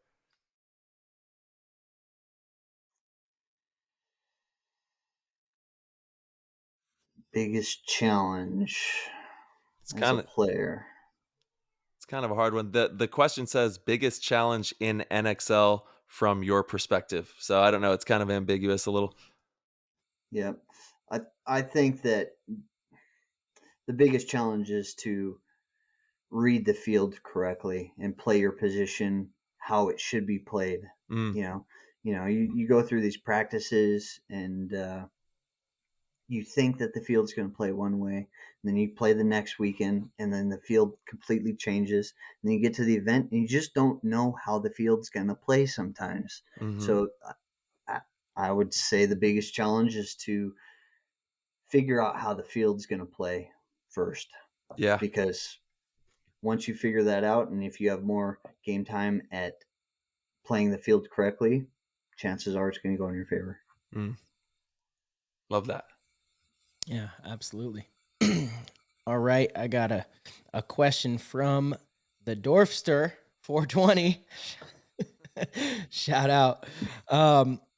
What's been the biggest difference for you this year that has allowed you to blossom into the key player you are today?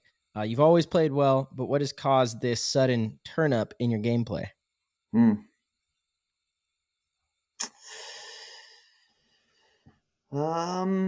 Let's see. We I've always played the Dorito side, and haven't had many goes in the middle. I shouldn't say haven't had many, because I have had a few. The Prague event that we won, I was in the middle. MVP. Yeah, MVP. Dude, I've that's still one of the dopest photos that I've to date. When you're in their tower, Rainey's on the other. It's Rainey, right? It's on the other side of you. Oh my God, yes, correct. You and Rainey, dude. You guys get a room. But you're on their side of the field in his tower, like shooting people. And it's just such a cool photo because he's like playing, not really understanding that you're about to dunk on him. It's fantastic, dude. Yeah, that was great. That again was the very first point, and I would love to know the over under on that match. I'm sure that Impact was favored, but we really came in strong, and we started with that first point, and that was the first point again. Yep. I love that. I love setting the intention right out of the gate. Mm-hmm. That's it. Sorry. The question was, what has changed this year to turn my game upside down, or whatever? Yeah. However you want to word it. I don't know about turning it upside down. I started doing these. I hang upside down, at night. Yeah. There we go. Yeah, I started seeing the world upside down, and it started making sense. No, I'm kidding. Well, a few things happened. I came out of the Doritos and back onto my feet, because my knee, I couldn't play the Dorito side, so that forced me back into the middle on my feet, and I think an accumulation of a lot of things. Coaching has really helped. I get to step back and watch the game unfold and how it should be played. Playing a lot in Australia, in Europe, that playing with the Expendables has done a lot. Player coach, it's very hard to do. I think that coaching and player coaching were the biggest thing to getting to where I am today.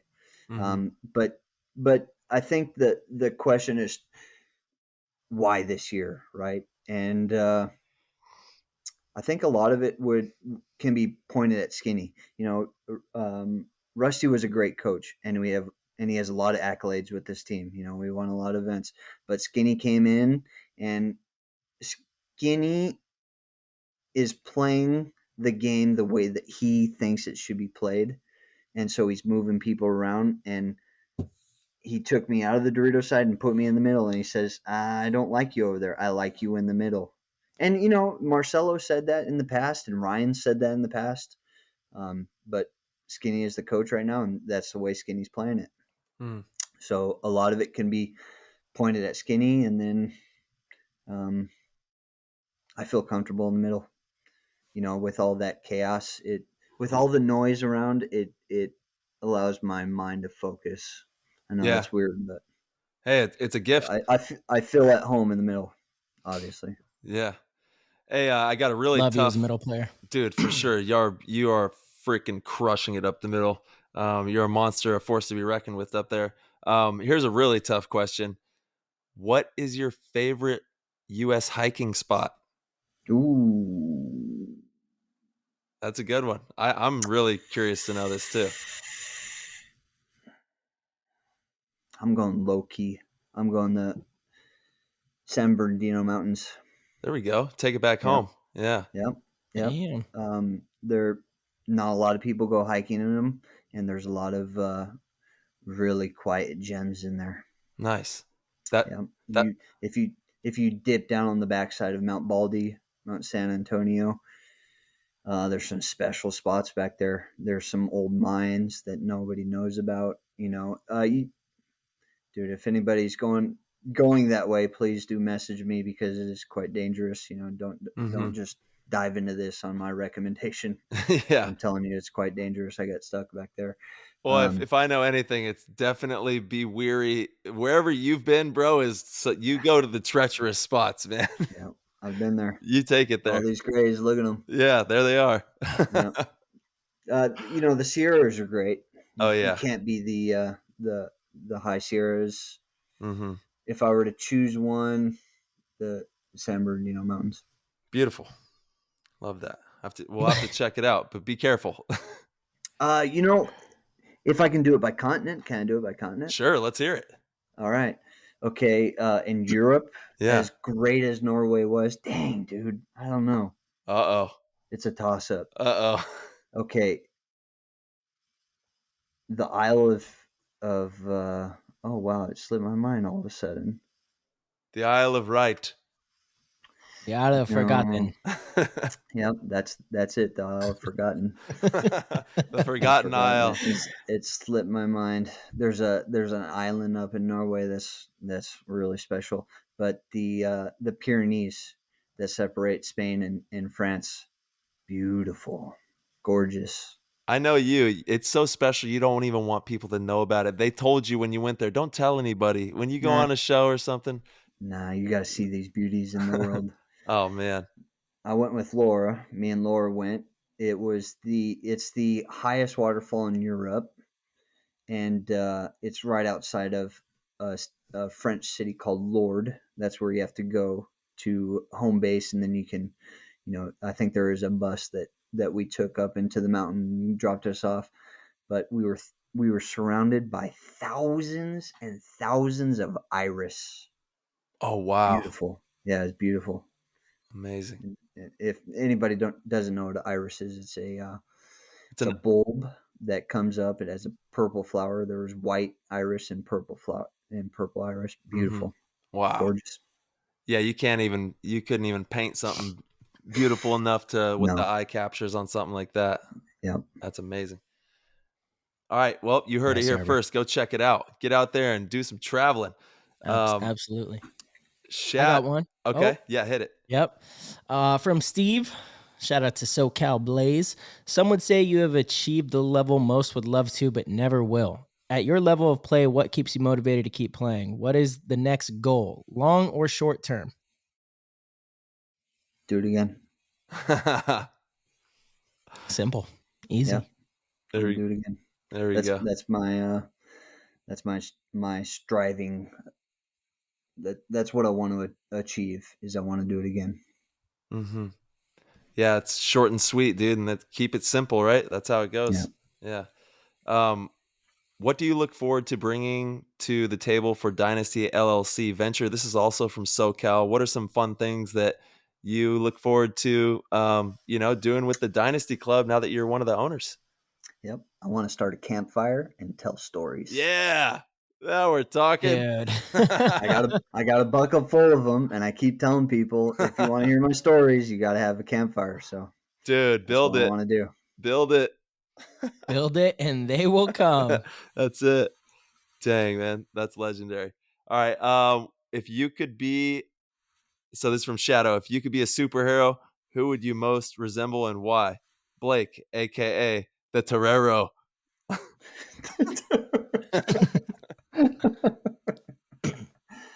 Let's see, what kind of superhero would I be? Captain Underpants. There we go. Why Captain Underpants? He's a goofball. Just corny. Those were the funniest books. I used to love reading those books when I was a kid. I did read all those. Yeah. He's kind of like me. Everyone looks at him and thinks, nah, that guy ain't got it. But Captain Underpants was a genius. That's what people didn't know. Yeah. Maybe you're supposed to wear your underwear this way. Yeah. Whoopity doo. Let's go have some fun. Let them know. Right. Let them know. I have just one more question. And then I don't know if you have any after this, Ty. This is my last one. It's from Welshie. Who is somebody currently playing you wish you could team with? Also, someone who is not currently playing you wish you could team up with. That one's the latter is easy. Oliver is by far the best teammate I've ever had. He's special. He makes everyone around him better, and he's lights out. He's lights out. When I first got in Dynasty, back then we were doing a lot of one-on-ones, and I had a really good weekend. The first weekend I came on the team of doing one-on-ones, I was winning a lot of one-on-ones, and it probably helped me stay on the team, but I never beat Oliver. Never. With your pump gun? Yeah. With my automatic pump. Damn. Okay. So Oliver, he said, "No way, kid." Oh yeah. He punked me every time. Yeah, I couldn't figure it out. He had my number. I think I came off like 9 or 10 in a row, one-on-ones against a few of the guys. And then Oliver stepped on the field and I was feeling real confident, and he just said, "Nope, not today." And for people out there who don't know, Yarber, in my opinion, is one of the best one-on-one players out there. And I know if I ever have to square up with Yarber in one-on-ones, it's going to be a hard-fought battle. This dude is an animal. Yeah, knuckle up, buddy. It's going down. Because he brings a very ferocious style, and it's a dominant style. He's gonna, you're a dominator, Yarb. You know it. The whole league knows it, and it's no different when you play one-on-ones. Thanks, Doug. Yep. Hold on. Okay. Current player.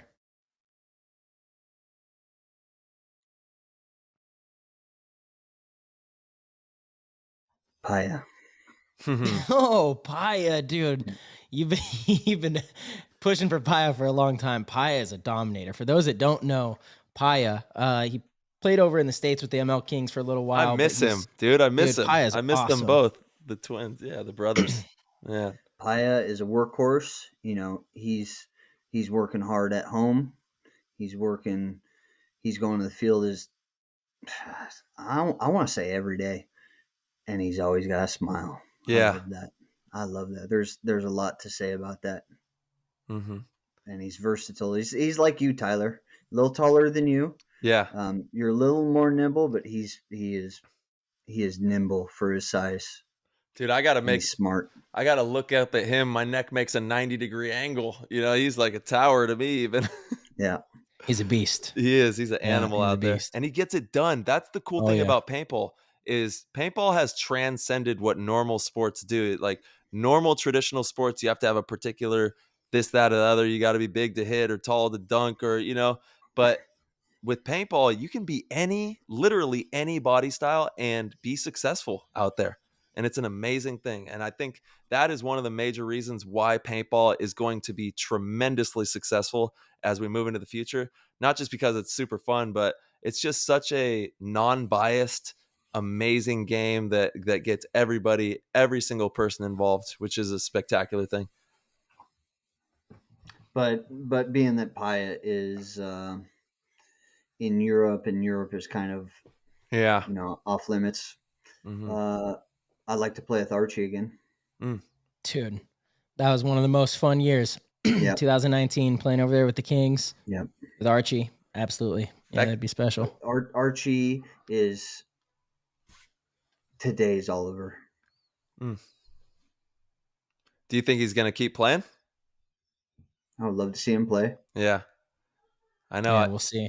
I think, dude, he posted something about some music stuff on his Instagram recently. Like he's creating music. He might be dropping an album. Who knows? We could see some hot fire.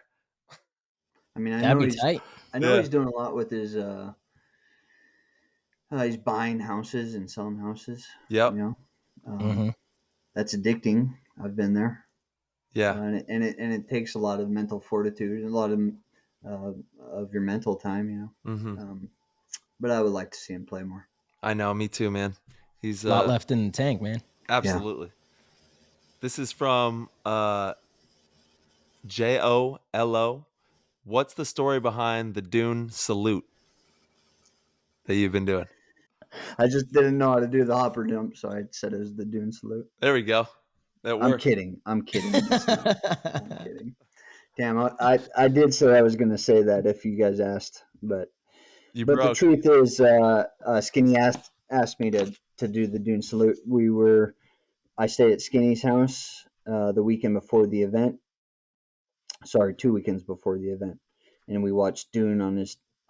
Dude, he's got this beautiful TV with a sound bar, and that's a game changer. Booming. That Dune was coming in strong. Yeah, it was. And anyways, he said you should do the salute. The salute's tight. He does it way better than I do, you know. All right.